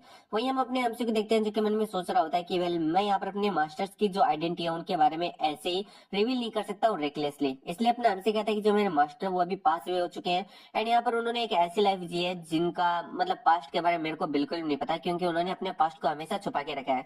तो क्या यहाँ पर जो मेरा आंसर है वो तुम्हारे क्वेश्चन के लिए पूरी तरीके से इनफ है या फिर नहीं है। इन बातों को सुन के हम छोटी सिस्टर को देखते हैं जो कि अपने हमसे से कहती है कि वेल लॉर्ड उनसोल यहाँ पर मेरी सिस्टर को बिल्कुल भी गलत मत समझना, उनका यहाँ पर कोई भी गलत इरादा नहीं है। वैसे वो ये सारे क्वेश्चन शायद इसलिए पूछ रही है क्योंकि हम अपनी फैमिली की लेगेसी आपको यहाँ पर सौंपना चाहते हैं, यानी हमारी फैमिली के पास में बहुत सारी हर्ब्स है एंड हम उसी हर्ब से यहाँ पर आपसे मेडिसिन बनवाना चाहते हैं, इसलिए यहाँ पर जो मेरी बड़ी सिस्टर है वो इतनी ज्यादा सतर्क है। फिर हम देखते हैं जो बड़ी सिस्टर होती है वो यहाँ पर छोटी सिस्टर से कहती है कि हाँ तुमने सही कहा। वेल मैंने यहाँ पर कुछ ज्यादा ही डिसरेस्पेक्टफुल क्वेश्चंस पूछ लिए हमारे लॉर्ड उनसुल से और मैं ये भी भूल चुकी थी कि यहाँ पर जो भी माँ फॉरेस्ट के अंदर रहता है वेल उनके यहाँ पर कुछ सरकमटेंसेस या फिर उनकी कुछ ऐसी बातें होती है जिनके बारे में वो यहाँ पर किसी दूसरे को नहीं बताना चाहते। फिर बड़ी सिस्टर अपने हमसे से कहती है कि वेल मैं आपको अपनी फैमिली के बारे में बताना चाहती हूँ। वो अपनी फैमिली के बारे में बताती है कि उसकी जो फैमिली है उसके पास में बहुत सारी हर्ब्स थी, यहाँ पर है ना बहुत ही ज्यादा रेयर रेयर हर्ब्स भी थी। तो यहाँ पर वो बताती है कि वेल जो उनकी फैमिली का यहाँ पर ये बिजनेस था उसके ऊपर एक बार यहाँ पर किसी की बुरी नजर पड़ गई एंड उसकी फैमिली के इस बिजनेस के ऊपर यहाँ पर बहुत सारे जो माउंटेन बैंडिट्स है जिन्हें यहाँ पर माक्सू माउंटेन बैंडिट्स कहा जाता है उन्होंने अटैक कर दिया एंड उन्होंने हमारा जो फैक्शन था उसे पूरी तरीके से बर्बाद कर दिया, जिसकी वजह से यहाँ पर जो मेरे दादा परदादा एंड यहाँ पर जो मेरे एंसेस्टर थे उन्हें यहाँ पर भाग कर आना पड़ा। एंड भागकर उन्होंने यहाँ पर जो भी अपनी एक तरीके से हर्ब्स वगैरह थी उन्हें एक जगह पर छुपा दिया। अब यहाँ पर अपनी फैमिली के अंदर सिर्फ और सिर्फ मैं और मेरी सिस्टर ही बचे हुए हैं, और हमारे पास में कुछ ये जली फटी यहाँ पर बुक्स हैं जिनसे हम यहाँ पर कोई भी मेडिसिन नहीं बना सकते हैं उन हर्ब्स के द्वारा। इसलिए हम चाहते हैं कि आप हमारी यहाँ पर मदद कीजिए, और हमारे पास में जो हर्ब्स का ये भंडार पड़ा है उससे यहाँ पर बहुत सारी मेडिसिन बनाइए। हम आपको इसका 30% देंगे, यानी अगर आप 100% मेडिसिन से यहाँ पर बहुत सारी हर्ब्स से मेडिसिन बनाते हो तो उसका 30% आप रख सकते हो। तो बताओ आपको ये डील मंजूर है या फिर नहीं है? तो अपना हमसे कहते हैं कि इसके लिए मुझे सबसे पहले हर्ब्स को देखना होगा कि आखिर उनकी कैसी कंडीशन है। तो हम देखते हैं यहाँ पर अपने हमसे को नीचे और भी ज्यादा बेस में ले जाया जाता है, जहाँ पर अपना हमसे देखता है वहां पर बहुत सारी हर्ब्स पड़ी हुई होती है। इधर अपने हमसे कहते हैं कि वेल जो मेडिसिन हम तुमने यहाँ पर मेरे को थोड़े समय पहले दी थी वो भी बहुत ही ज्यादा इनफ अमाउंट में थी, लेकिन ये जो मेरी आंखों के सामने है ये तो बहुत ही ज्यादा ट्रीमेडियस अमाउंट में है। आखिर इतनी ज्यादा हर्ब्स यहाँ पर किसी के पास में कैसे हो सकती है? ये तो सच में बहुत ही ज्यादा है। फिर हम देखते हैं यहाँ पर जो अपना हमसे होता है वो यहाँ पर ना वापस अपने विलेज के अंदर आ जाता है। विलेज के अंदर आने के बाद में अपना हमसे यहाँ पर फोर्थ मास्टर को सारी बात बता देता है एंड कहता है कि पहले मैंने उन्हें टेस्ट किया वगैरह वगैरह। एंड यहाँ पर फोर्थ मास्टर कहता है कि अच्छा तो तुमने उन्हें टेस्ट किया। फिर वो पूछता है कि आखिर उस कॉर्प्स का क्या हुआ? तो अपना हमसे कहता है कि हम कॉर्प्स भी लेकर आ चुका हूँ एंड हमने उस मोस्ट को बहुत ही ज्यादा इजिली हरा भी दिया था। अब इजिली हराया था या फिर नहीं हराया ये मेरे को नहीं पता। हम देखते हैं यहाँ पर जो अपना हमसे होता है अब वो यहाँ पर अपने मास्टर के कान में कह रहा है कि वेल उन दोनों लेडीज के पास में बहुत ही ज्यादा अमाउंट के अंदर सेक्रेट हर्ब्स है एंड मैं चाहता हूँ कि मतलब वो मुझसे चाहते हैं कि मैं यहाँ पर उनके हर्ब्स के द्वारा मेडिसिन बनाऊं जिसका 30% मैं रख सकता हूँ। तो आखिर आप इसके बारे में क्या सोचते हो? इन बातों को सुन के हम फोर्थ मास्टर को देखते हैं जो कि अपने हमसे से कहता है कि तुम्हें जो मन कर रहा है वो करो, क्योंकि अब यहाँ पर ये तुम्हारी मर्जी है, तुम उनके साथ में क्या करना चाहते हो या फिर नहीं करना चाहते हो। मैंने तुम्हें वार्न किया था कि वेल वो यहाँ पर तुम्हारे गाउट डाउन का फायदा उठाकर तुम्हारे ऊपर अटैक कर सकते हैं, जबकि तुमने ऑलरेडी इस चीज को टेस्ट कर लिया है। अब तुम जो चाहो वो यहाँ पर कर सकते हो। तो अपना हमसे इसके लिए थैंक्स बोलता है। फिर हम देखते हैं जब अपना हमसे होता है वो सेकंड मास्टर के पास में जाता है एंड उन्हें बता देता है, यानी सारी मास्टर के पास में जाता है और उन्हें बता देता है कि वेल अब वो इटर्नल रेड मेडिसिन बनाने के लिए जाने वाला है क्योंकि उसके पास में यूएलजी हर्ब्स आ चुकी है। एंड हम देखते हैं वो यहाँ पर अपने जेडो को भी कह रहा होता है कि मुझे तुम्हारी मदद चाहिए होगी, इसलिए प्लीज यहाँ पर मेरी अच्छी तरीके से मदद करना। एंड हम देखते हैं फोर्थ मास्टर को यानी थर्ड मास्टर को जो कि अपने एमसी को बहुत सारी एडवाइस देता है। एंड यहाँ पर हम देखते हैं कि जितने भी जो मास्टर होते हैं वो यहाँ पर अपने एमसी को एडवाइस दे रहे होते हैं एंड अपना एमसी उन सारों की एडवाइस को यहाँ पर बहुत ही ज्यादा अच्छे तरीके से मान रहा होता है एंड यहाँ पर उन्हें नोट कर रहा होता है। वही हम पास में फिफ्थ मास्टर को भी नोटिस करते हैं जो कि चुपचाप वहीं पर खड़ा होता है, वो कुछ भी नहीं बोल रहा होता है। फिर हमारा सीन शॉट दौरा में दिखाया जाता है 1 साल बाद का सीन, जहाँ पर हम देखते हैं उन दोनों शिष्य के घर के बारे में जो लिफ्ट लगी होती है उसके ऊपर बहुत सारे यहाँ पर एक्सप्लोजन हो रहे होते हैं। ये एक्सप्लोजन 2 इंसान कर रहे होते हैं और ये जगह के ही चमचे होते हैं। अब इन दोनों का मतलब बस इतना ही होता है कि यहाँ पर ये ना इन दोनों सिस्टर को अपना स्लेव बनाना चाहते हैं या फिर उनसे शादी करके यहाँ पर जो भी वो वगैरह सारी चीजें यहाँ पर करना चाहते हैं। लेकिन इसके लिए सबसे पहले इन्हें इस लिफ्ट को उड़ाना होगा एंड उसके बाद में ये लोग यहाँ पर नीचे बेस के अंदर जा सकते हैं। तो यहाँ पर ये लोग इस लिफ्ट को उड़ाने की कोशिश कर रहे होते हैं एंड हम देखते हैं यहाँ पर ये जो पहले वाला बंदा होता है वो वहां पर जाकर यहाँ पर बहुत सारे एक्सप्लोजन रख के आ रहा होता है एंड जो दूसरा बंदा होता है वो अपनी स्टाफ से यहाँ पर फायर को उस एक्सप्लोजन के अंदर लगा दे रहा होता है, जिसकी वजह से हम देखते हैं वहां पर एक बहुत बड़ा धमाका होता है। वही हमारा सिस्टर होता है और हमें दूसरी जगह अपने हमसे को दिखाया जाता है जो कि इन दोनों सिस्टर की तरफ ही जा रहा होता है एंड वो सोच रहा होता है कि काफी वक्त हो चुका है मैं उन दोनों से मिला नहीं, वैसे मैंने इटर्नल रेड मेडिसिन को बना लिया है और मैंने यहाँ पर रिक्वेस्ट किया था मेरे मास्टर से कि वो लोग भी इस मेडिसिन को ले ले, इससे उनका ज्यादा नहीं तो थोड़ा तो जो एनर्जी है वो वापिस से आ ही जाएगा। लेकिन उन्होंने यहाँ पर मना कर दिया। क्या वो लोग सच में यहाँ पर मरना चाहते हैं? लेकिन मैं नहीं चाहता कि वो लोग ऐसे मरे। अब हम देखते हैं जैसे अपना हमसे ये सब कुछ सोच रहा होता है उसे एक जोरदार एक्सप्लोजन की आवाज आती है एंड ये चीज को सुन के अपना हमसे यहाँ पर उस आवाज के डायरेक्शन में चला जाता है एंड वो आवाज का डायरेक्शन कोई और नहीं बल्कि वही घर होता है जिसके लिए अपना हमसे निकला था, यानी दोनों सिस्टर का घर। एंड इस चीज को देखकर अपना हमसे काफी हैरान होता है कि वहां पर इतना बड़ा एक्सप्लोजन हो रहा है। सो इसके बाद में हम देखते हैं वहां पर ये जो दोनों लोग होते हैं वो आपस में बात करने लगते हैं कि ये जो स्टील का डोर है वो सच में बहुत ही ज्यादा यहाँ पर मजबूत है। तो यहाँ पर जो दूसरा बंदा होता है वो कह रहा होता है कि हाँ, आपने सही कहा, मुझे लगता है कि हमें और भी बहुत सारे जो ब्लास्ट है उनको यूज करना होगा यहाँ पर ये जो गेट उसे तोड़ने के लिए। फिर हम देखते हैं यहाँ पर जो दूसरा ब्रदर होता है वो मतलब पहला ब्रदर दूसरे से कहता है कि हाँ तुम्हें ऐसा ही करना चाहिए, और हम देखते हैं यहाँ पर जो दूसरा ब्रदर होता है वो वापस से ब्लास्ट करने के लिए जा ही रहा होता है। तभी हम देखते हैं लिफ्ट से वो दोनों सिस्टर ऊपर की तरफ आ जाते हैं एंड यहाँ पर जो यंग होती है वो चिल्लाकर कह रही होती है कि मैंने तुम्हें जिगांग के बारे में ऑलरेडी बता चुका है कि वो यहाँ पर ना अपनी गलतियों की वजह से मारा गया था, तो आखिर तुम हमें वापस से परेशान करने के लिए क्यों आ गए हो? इन बातों को सुन के जो बड़ा वाला बंदा होता है वो कह रहा होता है कि अच्छा तो तुम्हारे कहने का मतलब है कि उन्होंने ऐसी वैसी हरकतें की जिसकी वजह से आपने उसे मार डाला, लेकिन मुझे ये बताओ कि तुम होती कौन हो उसे यहाँ पर मारने वाली? वो एक बहुत ही बड़े प्रेस्ट थे और तुम उन्हें ऐसे ही नहीं मार सकती हो। अब जबकि तुमने उन्हें मार के इतना बड़ा अपराध किया है तो इसकी सजा भुगतने के लिए तैयार हो जाओ। यहाँ पर हम अपने हमसे को देखते हैं जो कि मन में सोच रहा होता है कि अच्छा, तो ये जिगांग के लिए यहाँ पर रिवेंज लेने के लिए आए हैं, लेकिन मुझे लगता है कि इन दोनों बहनों ने यहाँ पर इसको मेरे बारे में नहीं बताया। हम देखते हैं जो बड़ा वाला बंदा होता है वो कह रहा होता है कि मैं तुम लोगों को यहाँ पर बिल्कुल भी माफ नहीं करने वाला हूँ। वहीं दूसरी तरफ अपना हमसे में सोच रहा होता है कि आखिर मैं इन दोनों बंदों को कैसे मारूं, क्योंकि इनकी जो पावर है वो बहुत ही ज्यादा है। एंड अगर मैं ऐसे ही दोनों के सामने डायरेक्ट चला गया तो मुझे लगता है कि इसमें तो मेरे जीतने के चांस थोड़े कम हो जाएंगे, तो मुझे कुछ ना तो कुछ यहाँ पर तरकीब को लगाना ही होगा। फिर हम देखते हैं जो बड़ा वाला बंदा होता है वो यहाँ पर कह रहा होता है कि चलो अब मैं बकस करना बंद करता हूँ एंड मैं तुम दोनों को यहीं पर खत्म कर देता हूँ। एंड इतना कहते हुए हम देखते हैं वो दोनों शीश की तरफ अटैक करने के लिए बढ़ जाता है। वो यहाँ पर अपनी फ्लेम टेक्निक का यूज करता है जो कि यहाँ पर दोनों सिस्टर की तरफ अटैक करने के लिए जाती है। एंड हम देखते हैं जो दोनों सिस्ट होती है वो यहाँ पर एक बैरियर को क्रिएट कर लेती है जिससे कि वो इस फ्लेम अटैक को यहाँ पर रोक लेती है। लेकिन हम देखते हैं ये तो सिर्फ और सिर्फ इस बड़े वाले बंदे की चाल होती है। वो उनके पीछे आ जाता है ताकि अब ये नीचे अपने घर में ना जा सके। एंड आगे से अपने छोटे भाई को कहता है कि चलो ठीक है, अब तुम भी इन्हें यहाँ पर बाहर मत जाने देना, हमने इन्हें घेर लिया है और अब हम इन्हें मार डालेंगे। एंड हम देखते हैं यहाँ पर जो छोटा वाला भाई होता है वो कहता है कि वैसे भैया अगर ये लोग सरेंडर करते हैं तो हम इन्हें जिंदा भी छोड़ सकते हैं, लेकिन कुछ कंडीशंस के ऊपर। अब हम देखते हैं दोनों भाई ऐसे यहाँ पर है ना बहुत ही ज्यादा जोर जोर से एंड इविल स्माइल को कर रहे होते हैं। तभी हम देखते हैं अपना हमसे बाहर निकलता है और काफी स्पीड से बहुत सारी जो नीडल्स होती है उन्हें इस छोटे वाले भाई के ऊपर अटैक कर देता है उनसे। एंड हम देखते हैं जो छोटा वाला भाई होता है वो जैसे तैसे करके नीडल से यहाँ पर खुद को प्रोटेक्ट कर लेता है। फिर हम देखते हैं वो खुद की विप को यहाँ पर ऐसा घुमाता है एंड अपने हमसी के ऊपर अटैक कर देता है जिससे कि अपने हमसी का हाथ बन जाते हैं। अपने हमसी अपनी सोर्ट से यहाँ पर उस विप को कट करने की कोशिश करता है, लेकिन छोटा वाला भाई अपने हमसी को बहुत बड़ा वाला मूर्ख बताता है एंड कहते हैं कि ये जो विप है तुम उसे ऐसे नहीं यहाँ पर है ना कट कर सकते हो। एंड इतना कहते हुए हम देखते हैं वो अपने हमसी को अपने ही पास में लेकर आ जाता है एंड अपने हाथों से एक नुकीले फैंग को बाहर की तरफ निकालता है एंड उसे अपने हमसी के ऊपर अटैक कर देता है, जिससे उसे ऐसा लग रहा होता है कि वो अपने हमसी को खत्म कर देगा। लेकिन वो थोड़ी देर के अंदर हैरान हो जाता है क्योंकि यहाँ पर अपने हमसी की बॉडी के अंदर वो फैंग जाते नहीं है, क्योंकि अपने हमसी की जो बॉडी होती है वो बहुत ही ज्यादा हार्ड हो चुकी होती है किसी न किसी टेक्निक की वजह से। एंड अब हम देखते हैं यहाँ पर जो अपना हमसी होता है वो यहाँ पर अपनी फ्लेम पावर का यूज करते हैं उस बंदे को वहीं पर जला देता है। फिर हम देखते हैं वो अपनी सोड को लेता है एंड उसके बीच में से दो टुकड़े भी कर देता है। अब इस चीज को देखकर जो बड़ा वाला भाई होता है वो बहुत ही ज्यादा हैरान होता है। वहीं पर हम देखते हैं जो दोनों सिस्टर होती है वो अपने एमसी को कहती है कि आप सर यहाँ पर आ चुके हो, आपका बहुत बहुत थैंक्स। तो अपना हमसे कहते हैं कि ये काफी अच्छी बात है कि मैं यहाँ पर लेट नहीं हुआ हूँ। एंड हम इस बड़े वाले बंदे को देखते हैं जिससे तो काफी ज्यादा गुस्सा आ रहा होता है। इधर अपना हमसे उनमें सोच रहा होता है कि मुझे कैसे भी करके अब इस बंदे को यहाँ पर हराना होगा। एंड यहाँ पर अपना हमसे ऐसे ही यहाँ पर कुछ तरीके में सोच रहा होता है कि हम तीन है और वो अकेला है तो हमारे पास में ज्यादा चांस है यहाँ पर जीतेंगे। अब हम देखते हैं जो बंदा होता है वो काफी जल्दी गुस्सा हो जाता है एंड हम देखते हैं वो यहाँ पर अपने स्टाफ को लेकर अपने हमसे की तरफ बढ़ता है एंड वो कह रहा होता है कि तुमने यहाँ पर सबसे पहले प्रिंस जिगंग को मारा और उसके बाद मेरे छोटे भाई को मार डाला, अब तो मैं तुम्हें यहाँ पर बिल्कुल भी माफ नहीं करने वाला हूँ। एंड इतना कहते हुए हम देखते हैं वो यहाँ पर अपने एमसी इन दोनों सिस्टर के ऊपर एक काफी ज्यादा खतरनाक अटैक करता है। एंड ये जो अटैक होता है वो इतना ज्यादा खतरनाक होता है कि वहां पर एक बहुत बड़ा ब्लास्ट हो जाता है। वो बाहर की तरफ निकलता है एंड कह रहा होता है उन दोनों लड़कियों से, दोनों बहनों से कि अगर तुम इस तीसरे बंदे को यहाँ पर मार देते हो तो मैं तुम दोनों के ऊपर थोड़ी बहुत मर्सी दिखाऊंगा। इन बातों को सुन के दोनों सिस्टर कह रही होती है कि अपनी बकवास को बंद रखो। एंड वहीं पर हम देखते हैं जो अपना एमसी होता है वो यहाँ पर अपने मिरर इक्विपमेंट को निकाल लेता है एंड उसी से यहाँ पर इस बंदी के ऊपर अटैक करना स्टार्ट कर देता है। अब इस चीज को देखकर हम देखते हैं ये जो बंदा होता है वो कह रहा होता है कि तुम इससे मेरा कुछ भी नहीं बिगाड़ पाओगे। एंड इतना कहते हुए हम देखते हैं वो यहाँ पर अपनी फ्लेम पावर्स को एक्टिवेट करता है एंड अपने एमसी के सारे अटैक्स को वहीं पर नलीफाई कर देता है।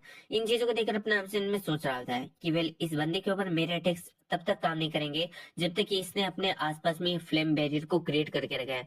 मुझे यहाँ पर कैसे भी करके इस फ्लेम बैरियर को यहाँ पर खत्म करना होगा। तभी अपने हमसे को याद होता है कि उसके पास में तो बहुत सारे यहाँ पर ना ब्लास्ट भी है यानी बॉम्ब भी है, तो अपना हमसे उनका भी यूज कर सकता है इस बंदे को मारने के लिए। ये सोचते हैं हम देखते हैं जो अपना हमसे होता है वो यहाँ पर एक बॉम्ब को उस बंदे की तरफ थ्रो करता है। अब बॉम्ब को अपनी तरफ आते हुए देखकर इस बंदे की भी फट जाती है एंड वो सोच रहा होता है कि आखिर मुझे क्या करना चाहिए, मुझे मैं इसको किस तरीके से ऐसे ब्लॉक करूँ।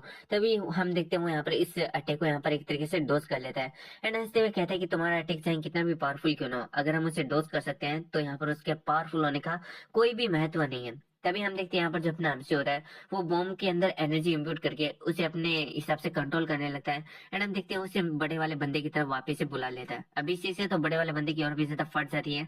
वही अपना हमसे कहता है कि तुम्हें किसी को कम नहीं आंकना चाहिए। एंड हम देखते हैं यहाँ पर जो बॉम्ब होता है उस बड़े वाले बंदे के पास में ब्लास्ट हो जाता है जिसकी वजह से एक बहुत बड़ा धमाका होता है एंड हम देखते हैं अपने हमसे ने उस बंदे को मार दिया होता है। फिर अपना हमसे दोनों सिस्टर से पूछता है क्या तुम दोनों सही हो, तो दोनों सिस्टर बताती है कि हाँ हम पूरी तरीके से सही है, आपने आज हमें दूसरी बार बचाया, आखिर हम आपका ये जो कर्ज कर्ज उसे किस तरीके से चुकाएंगे। हम देखते हैं जो छोटी सिस्टर होती है वो तो सीधा जाके अपने एमसी के गले ही लग जाती है एंड अपने हमसे से कह रही होती है कि वेल मुझे नहीं पता था कि वो लोग हमारे ऊपर इस तरीके से अटैक कर देंगे, आज तो आपने आकर हमारे यहाँ पर जान ही बचा ली। अपना हमसे कह रहा था कि ऐसा ऐसी बात है, तब तो ये काफी अच्छी बात है कि मैं जल्दी आ गया। फिर हम देखते हैं यहाँ पर जो अपना हमसे होता है वो और भी बहुत सारी बातें करने लगता है एंड कह रहा होता है कि मैं तुम लोगों को यहाँ पर प्रोटेक्ट करूंगा, तुम्हें यहाँ पर ज्यादा टेंशन लेने की जरूरत नहीं है, क्योंकि मैंने तुम्हें वादा किया था कि मैं तुम्हें यहाँ पर इटर्नल रेड पिल देने वाला हूँ। तो जब तक कि मैं तुम्हें वो नहीं दे देता हूँ आखिर मैं तुम्हें कैसे मरने दे सकता हूँ। अब जैसी ये बात ये दोनों सिस्टर सुनती है वो काफी हैरान होती है और कहती कि क्या आप सच में हमें इटर्नल रेड पिन देने वाले हो। इस बात को सुन के अपना हमसी कहता है कि ऑफकोर्स। फिर हमें दिखाया था उनके बेस का सीन जहां पर अपना हमसी दोनों के लिए रेड इटर्नल पिल को लेकर आया होता है एंड हम देखते हैं इस चीज को देखकर दोनों सिस्टर काफी हैरान होती है एंड कहती है कि हमने कभी जिंदगी में नहीं सोचा था कि हमें कभी रेड इटर्नल पिल देखने को मिलेगी और यहाँ पर हम इसे यूज भी कर सकेंगे। फिर अपना हमसे कह रहा होता है कि वेल तुम लोगों ने भी मेरी बहुत ही ज्यादा यहाँ पर हेल्प किया है, अगर तुम लोग नहीं होते तो मुझे नहीं लगता कि मैं इन पिल्स को कभी भी बना पाता। इन बातों को सुन के हम देखते हैं दोनों सिस्टर अपने हमसे को थैंक्स बोलते हैं और अपना हमसे उनको थैंक्स बोलता है एंड यहाँ पर जो अपना हमसे होता है एंड वो जो लोग होते हैं उनके बीच में और भी बहुत सारी बातें होती है। फिर यहाँ पर जो अपना हमसे होता है वो कह रहा होता है कि जैसे कि मैंने तुम्हें कहा अगर मुझे तुम्हारी लेगेसी यानी तुम्हारी हैबिट से यहाँ पर पिल्स बनानी है, मेडिसिन बनानी है, तो मुझे यहाँ पर उनका एक इम्पोर्टेंट पार्ट चाहिए होगा, तो क्या तुम वो चीज मुझे देने के लिए तैयार हो। तो इन बातों को सुन के हम देखते हैं दोनों सिस्टर को जो कि इस बात के लिए रेडी हो जाते हैं। फिर हमारा सीन शूट होता है और हमें 5 साल बाद का सीन दिखाया जाता है जहाँ पर हम देखते हैं सेकंड मास्टर की हालत काफी खराब होती है एंड वो अपने आखिरी पल में होता है और अपने हमसे को बोल रहा होता है कि वेल मुझे तुम्हारे ऊपर काफी ज्यादा प्राउड है। वैसे तो मेरे पास में यहाँ पर तुम्हें सिखाने के लिए ज्यादा टाइम नहीं था, लेकिन फिर भी तुमने मेरी जितने भी मार्शल आर्ट्स हैं एंड जितने भी टेक्निक्स हैं उन्हें काफी अच्छे तरीके से यहाँ पर लर्न करके रखा है। यहाँ पर हम देखते हैं जो अपना हमसे होता है उनकी सारी बातों को सुन रहा होता है एंड हम देखते हैं यहाँ पर सेकंड मास्टर कह रहे होते हैं कि मुझे नहीं पता कि मैंने अपना जीवन किस चीज के लिए जिया, क्योंकि मैं आज भी जब यहाँ पर पीछे मुड़ के देखता हूँ तो मैंने सिर्फ और सिर्फ लोगों को मारा है, बिस्ट को टैम किया है एंड यहाँ पर अजीब अजीब से स्पेल्स को सीखा है। मेरी जिंदगी में ऐसा कुछ भी नहीं था जो कि यहाँ पर मीनिंगफुल था, लेकिन तुम्हें सिखाना मुझे लगता है कि कुछ मीनिंगफुल रहा। तुम ही वो इंसान हो जिसने मेरे जिंदगी के जो लास्ट पीरियड्स है या फिर मोमेंट्स है उन्हें एक मीनिंग दिया है, तो तुम्हारा थैंक्स। एंड फिर हम देखते हैं जो सेकंड मास्टर होते हैं वो यहाँ पर ये कहते हुए अपनी आंखों को बंद कर लेते हैं कि वेल मैं ये होप करता हूँ कि तुम यहाँ पर एक इटर्नल लाइफ को यहाँ पर एंजॉय करो एंड मैं चाहता हूँ कि तुम शेडो और शेड का भी ध्यान रखो और हाँ सोने से पहले यहाँ पर जो टॉर्च है उसे जरूर से यहाँ पर ऑन कर देना। यहाँ पर हम देखते हैं जो अपना हमसे होता है वो कह रहा है कि ठीक है मैं समझ गया एंड हम देखते हैं इस तरीके से जो सेकंड मास्टर होते हैं वो यहीं पर चले जाते हैं एंड हम देखते हैं जो अपना हमसे होता है उनका भी एक तरीके से श्रद्धांजलि वगैरह वो सब कुछ कर देता है एंड हम देखते हैं ये सारी चीजों के साथ में यहाँ पर जो फोर्थ मास्टर होता है वो अपने हमसे के पास में खड़ा होता है एंड अपने हमसे से कह रहा होता है कि ये सेकंड मास्टर है, इसके अंदर कुछ भी ऐसा नहीं था जिसे कि तुम फन कह सको। मरते वक्त भी इसने यहाँ पर कोई ज्यादा फन नहीं किया, ये अपनी जिंदगी ऐसे शांत तरीके से जीता था जैसे मानो कि ये हमारे आसपास में हो ही ना, और देखो आज ये चला भी इसी तरीके से गया। लेकिन मैं तुम्हें ये एक तरीके से आश्वासन दिलाता हूँ कि जब मैं इस दुनिया से जाऊंगा ना तो तुम्हें थोड़ा बहुत तो यहाँ पर सैड फील करा के ही जाऊंगा एंड यहाँ पर है ना बहुत ही ज्यादा फन क्रिएट करके जाऊंगा। इन बातों को सुन के अपने हमसे कह रहा होता है कि मास्टर ऐसी बातें मत कीजिए।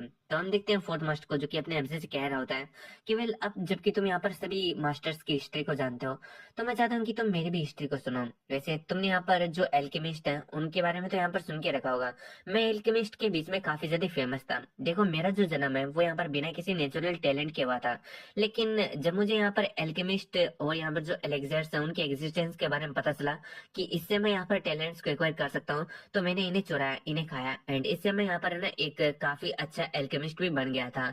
एंड पता नहीं क्यों लेकिन सभी लोग मेरे को बाद में गोब्लिन बैंडिट का यहाँ पर निक नेम दे दिए थे एंड मैं यहाँ पर धीरे धीरे और भी ज्यादा पावरफुल होने लग गया था। अगर यहाँ पर जो मेरा डांटियन है वो ठीक होता ना तो तुम्हारा जो इटर्नल रेड पिल है मैं उसे भी चुरा लेता। अपना हमसे कहता कि आपने मेरे ऊपर इतने उपकार किए हैं, मैं तो आपको ऐसे दे देता और मैंने आपको देने की भी कोशिश की लेकिन आपने लिया ही नहीं। अगर आप चाहते हो तो मैं तुम आपको यहाँ पर और भी ज्यादा बना के दे सकता हूँ। तो इन सारी बातों को सुन के हम फोर्थ मास्टर को देखते हैं जो कि कह रहा होता है कि तुम सही से भूल चुके हो, अगर मेरे पास में मेरे डांटियन होते तो मैं तुम्हें कभी भी कुछ भी नहीं सिखाता। मैं क्या यहाँ पर जितने भी जो मास्टर हैं वो तुम्हें यहाँ पर कुछ भी नहीं सिखाते, क्या तुम इस बात से यहाँ पर बिल्कुल भी अवगत नहीं हो। इन बातों को सुन के अपने हमसे को भी समझ में आ जाता है कि उसके जो मास्टर्स हैं वो सिर्फ और सिर्फ इसलिए यहाँ पर उसको सिखाएं क्योंकि उनके पास में डांटियंस नहीं है, उनके पास में वो चीज नहीं है जिससे कि वो खुद को बेहतर बना सके या फिर अपनी लाइफ को और भी ज्यादा बढ़ा सके। इसलिए उन्होंने अपनी पूरी लाइफ का जितने भी नॉलेज गेन किया है उन्होंने मेरे अंदर एक तरीके से उकेड़ दिया। फिर हम देखते हैं फोर्थ मास्टर को जो कि अपने हमसे को और भी बहुत सारी बातें बताने लगता है। कि तुम्हें क्या करना चाहिए और क्या नहीं करना चाहिए। एंड हम देखते हैं ये सारी बातों को सुन के अपने हमसे का तो दिमाग ही घूम रहा होता है। फिर हम फोर्थ मास्टर को देखते हैं जो कि कह रहा होता है कि रास्कल, आखिर तुम यहाँ पर इस तरीके से क्यों एक्ट कर रहे हो, जबकि मैं तुम्हें यहाँ पर इतना ज्यादा सीरियसली समझा रहा हूँ। तो हम अपने हमसे को देखते हैं जो कि कह रहा होता है कि मास्टर मुझे काफी ज्यादा दर्द हो रहा है। एंड हम देखते हैं हम जो फोर्थ मास्टर होता है वो हंसते हुए कह रहा होता है कि सच में तुम जब हमारे साथ में रहते हो तो हमें लगता है कि सच में हमारी जो जिंदगी है वो काफी ज्यादा हैप्पी है। मैं बहुत ही ज्यादा यहाँ पर रिलीफ महसूस कर रहा हूँ तुम्हारी वजह से। तुमने सच में, जैसा कि सेकंड मास्टर ने कहा था, हमारी जो जिंदगी है उसे एक मीनिंग दी है। तुम्हारा थैंक्स। फिर हम देखते हैं यहाँ पर उनके पास में फिफ्थ मास्टर भी खड़ा होता है। हालांकि ये अपने हमसे का अभी तक मास्टर बना नहीं है, लेकिन मैंने इसे यहाँ पर फिफ्थ मास्टर नाम दे दिया है। अब यहाँ पर जो फोर्थ मास्टर होता है वो फिफ्थ मास्टर से कहता है कि वेल, क्या तुम यहाँ पर पूरी जिंदगी भर ऐसे खम्भे बन के खड़े रहोगे। मैं यहाँ पर बहुत सोचता हूँ तुम्हारे आइडेंटिटी के बारे में, लेकिन मुझे आज तक यहाँ पर कोई भी आइडिया नहीं लगा है। तो क्या तुम यहाँ पर बता सकते हो कि आखिर तुम्हारी रियल आइडेंटिटी क्या है। इन बातों को सुन के हम देखते हैं यहाँ पर जो फिफ्थ मास्टर वो कह रहा होता है कि यहाँ पर मेरी यूजलेस आइडेंटिटी को जान के तुम क्या करोगे।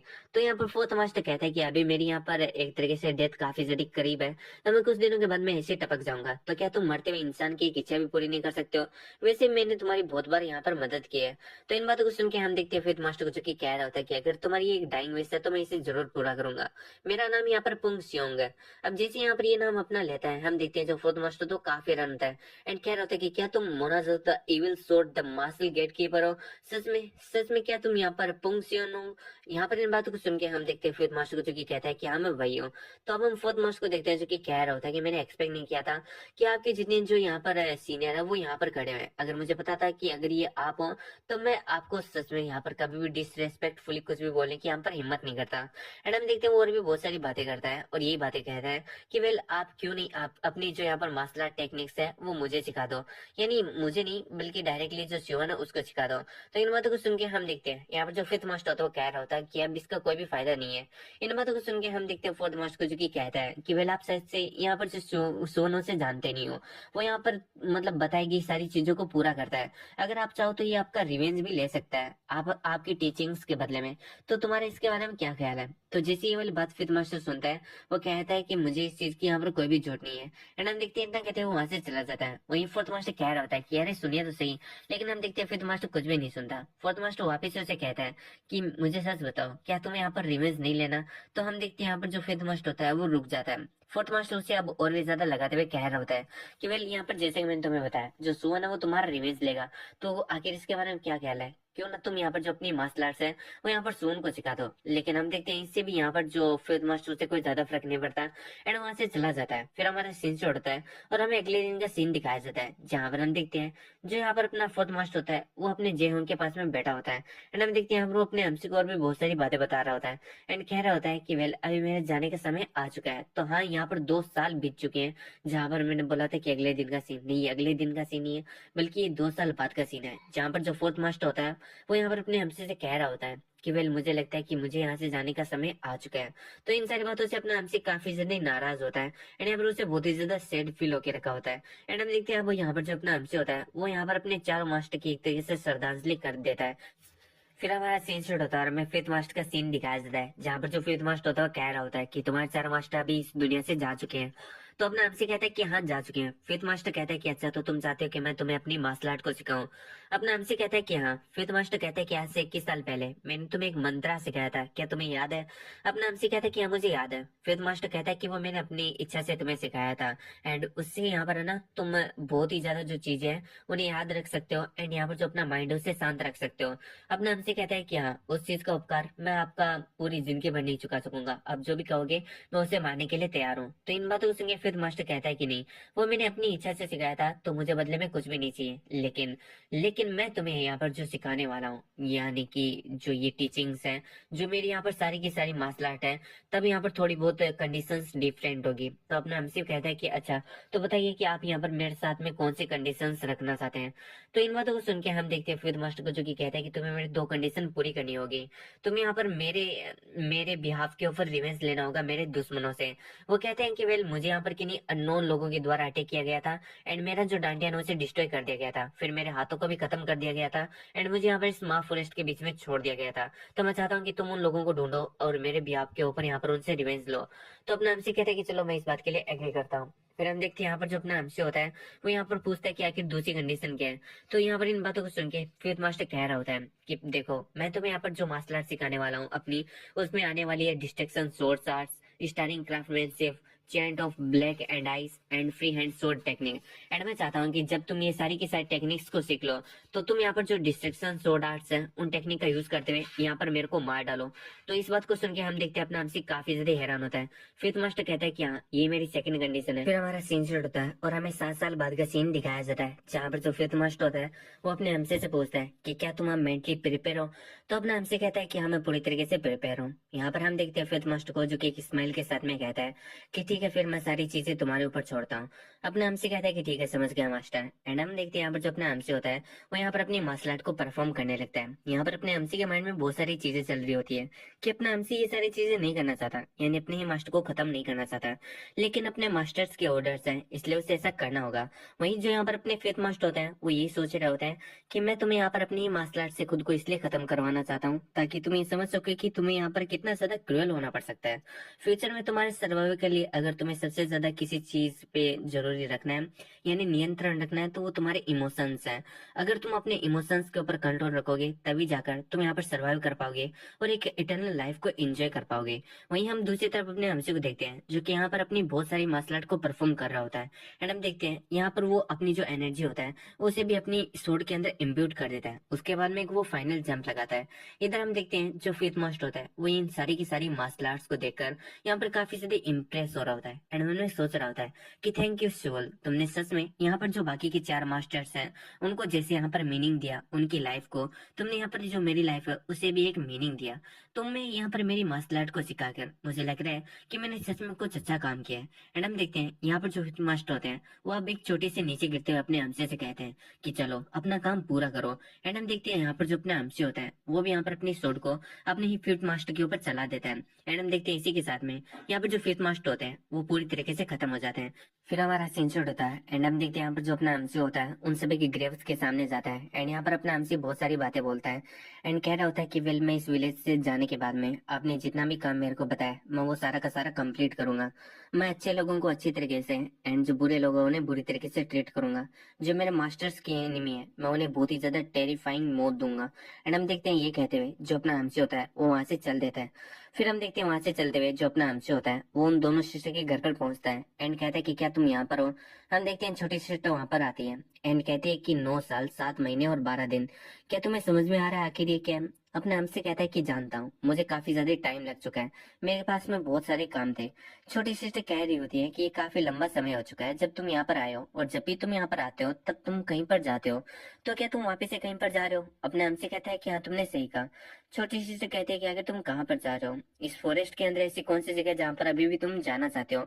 अपना हमसे कहता है कि वेल इस फॉरेस्ट से बाहर जाना चाहता। अब इस बात को सुन के छोटी सिस्टर काफी ज्यादा हैरान होती है एंड कह रही होती है कि वेल इस फॉरेस्ट के अंदर जितने भी जो लोग हैं वो यहाँ पर है ना इस फॉरेस्ट से बाहर जाना चाहते हैं, लेकिन ये इम्पॉसिबल है इस फॉरेस्ट से बाहर जाना। अपना हमसे कहते हैं कि अभी तक हमने अच्छी तरीके से ट्राई ही नहीं किया है और जब तक कि मैं खुद से यहाँ पर ट्राई ना कर लूँ मैं यहाँ पर खुद इसको कभी इम्पॉसिबल नहीं बोलने वाला हूँ।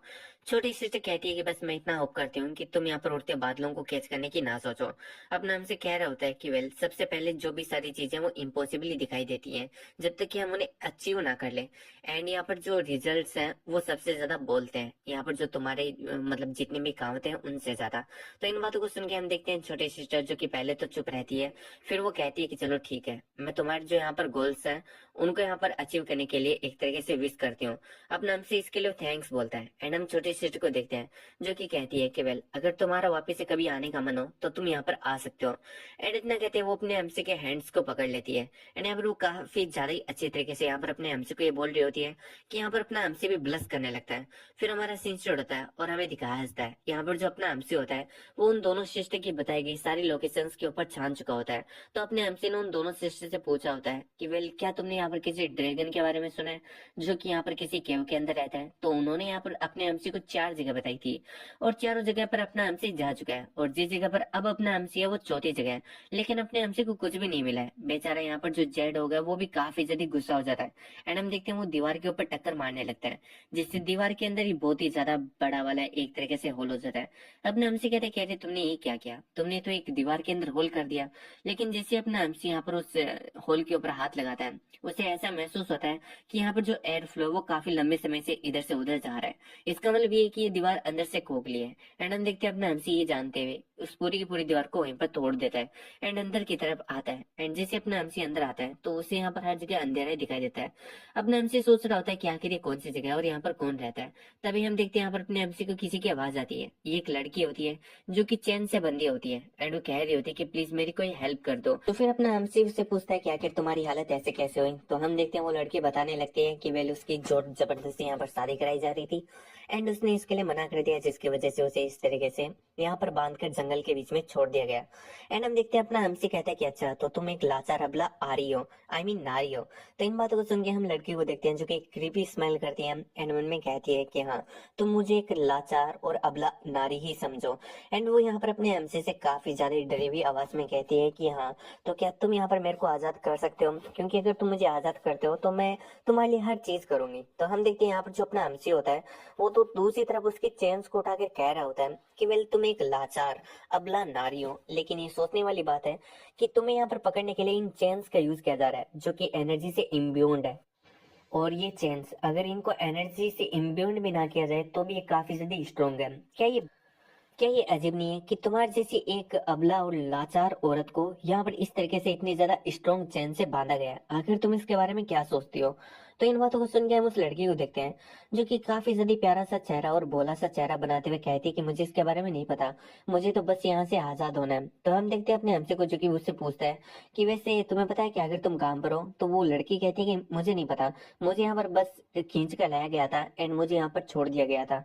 तो अपना हमसे कहता है कि ये माँ फॉरेस्ट है और माँ फॉरेस्ट के अंदर यहाँ पर जो क्रिमिनल्स हैं उनको भी खुले हाथ छोड़ा जाता है, लेकिन जो फ्रेंड्स होते हैं यानी जो अदर स्पीसीज के लोग होते हैं उन्हें यहाँ पर चैनों से बांध के छोड़ा जाता है। अब जबकि तुम्हें यहाँ पर चैन से बांध के छोड़ा गया है तो मुझे लगता है कि तुम किसी अदर काइंड की स्पीसीज हो, लेकिन तुम यहाँ पर दिखने में तो एक ह्यूमन जैसी ही लग रही हो। तो मैं यहाँ पर अपने डाउट्स को क्लियर करना चाहता हूँ।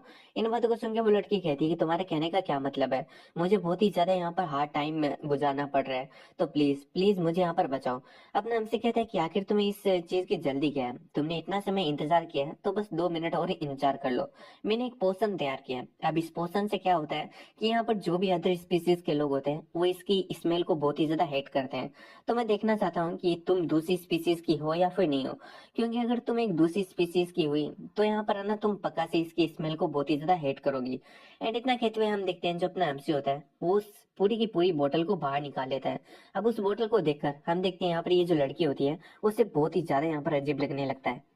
एंड जैसे अपना हमसे उस बोतल का कैप हटाता है हम देखते हैं वो लड़की जो कि असल में एक फिंड होती है यानी कि अदर स्पीसीज की एक तरीके से डेमन होती है, वो यहाँ पर अपने अगली फॉर्म में आने लगती है एंड अपने हमसे से कह रही होती है कि वेल यहाँ पर इस फालतू सी चीज को मुझसे दूर रखो, तुम क्रेजी ह्यूमन कहेंगे। तो हम देखते हैं यहाँ पर जो अपना हमसे होता है उसके सामने उसकी सच्चाई आ चुकी होती है एंड हम देखते हैं जो फिंड होती है वो बार बार चिल्लाकर ये कह रही होती है कि तुम देखना मैं तुम्हें यहाँ पर है ना डेफिनेटली जब मैं आजाद हो जाऊंगी तो तुम्हें बहुत ही ज्यादा हार्म पहुंचाऊंगी एंड तुम्हें पूरी तरीके से खत्म कर दूंगी। अपना हमसे कहता है कि अच्छा ऐसी बात है। फिर अपना हमसे अपनी सोड को निकाल लेता है। वहीं हम देखते हैं यहाँ पर जो मतलब लड़की होती है वो वापस से अपने हमसे के सामने गिड़गिड़ाने लगती है एंड कह रही होती है कि नहीं नहीं मैंने जो भी बोला वो बहुत ही ज्यादा गलत था, अगर तुम मुझे यहाँ पर आजाद करा देते हो तो मैं तुम्हारे लिए यहाँ पर सारी चीजें करूंगी जो कि मैं कर सकती हूँ। पिछले 200 सालों से मैं यहाँ पर चेन्स के अंदर बंधी हुई हूँ, तो प्लीज यहाँ पर मुझे आजाद करा दो, मैं तुम्हें यहाँ पर बिल्कुल भी हार्म नहीं पहुंचाऊंगी। तो अपने हमसे कहते हैं कि चलो मान लेते हैं तुम जो बोल रही हो पूरी तरीके से सच है, लेकिन तुम बदले में मुझे क्या दे सकते हो, यानी भले ही तुम मेरे को हार्म ना पहुंचाओ लेकिन मुझे भी तो यहाँ पर कुछ चीज चाहिए ना तुम्हें आजाद कराने के बदले। तो इन बातों को सुन के वो लड़की कहती है कि बताओ आखिर तुम्हें मुझसे क्या चाहिए। अपना हमसे कहता है कि वेल मैं एक ऐसे केव को ढूंढ रहा हूँ जहाँ पर ड्रैगन्स रहते हैं, तो क्या तुम जानती हो ये ऐसे केव की लोकेशन के बारे में। तो इन बातों को सुन के फिन कहती है कि अच्छा, तो मुझे समझ में आ रहा है तुम एक पगलेट हो जो कि यहाँ पर ना एक ड्रैगन को ढूंढने के लिए चले हो। लेकिन तुम्हें पता होना चाहिए कि जो ड्रैगन है उनकी जो पावर वो बहुत ज्यादा होती है। तुम इस पावर के साथ में उनका कुछ नहीं बिगाड़ पाओगे। अपने हमसे कहते हैं कि मुझे ऑलरेडी मालूम है, लेकिन मैं बस तुमसे यहाँ पर लोकेशन पूछ रहा हूँ। तो इन बातों को सुन के हम उस लड़की को देखते हैं जो कि कह रही होती है कि ऑफकोर्स मैंने इतने साल यहाँ पर गुजारे हैं तो मुझे अच्छे तरीके से मालूम है यहाँ पर जो ड्रैगन के है वो उसकी लोकेशन के बारे में। अपने हमसे कहते हैं कि चलो ठीक है फिर, तो क्या तुम मुझे इसके बारे में बताओगी। उसको सुन के वो लड़की कहती है कि क्या तुम मैं एक स्टूपिड दिखाई दे रही हूँ, अगर मैंने तुम्हें बता दिया तो क्या तुम यहाँ पर वापस से आओगे।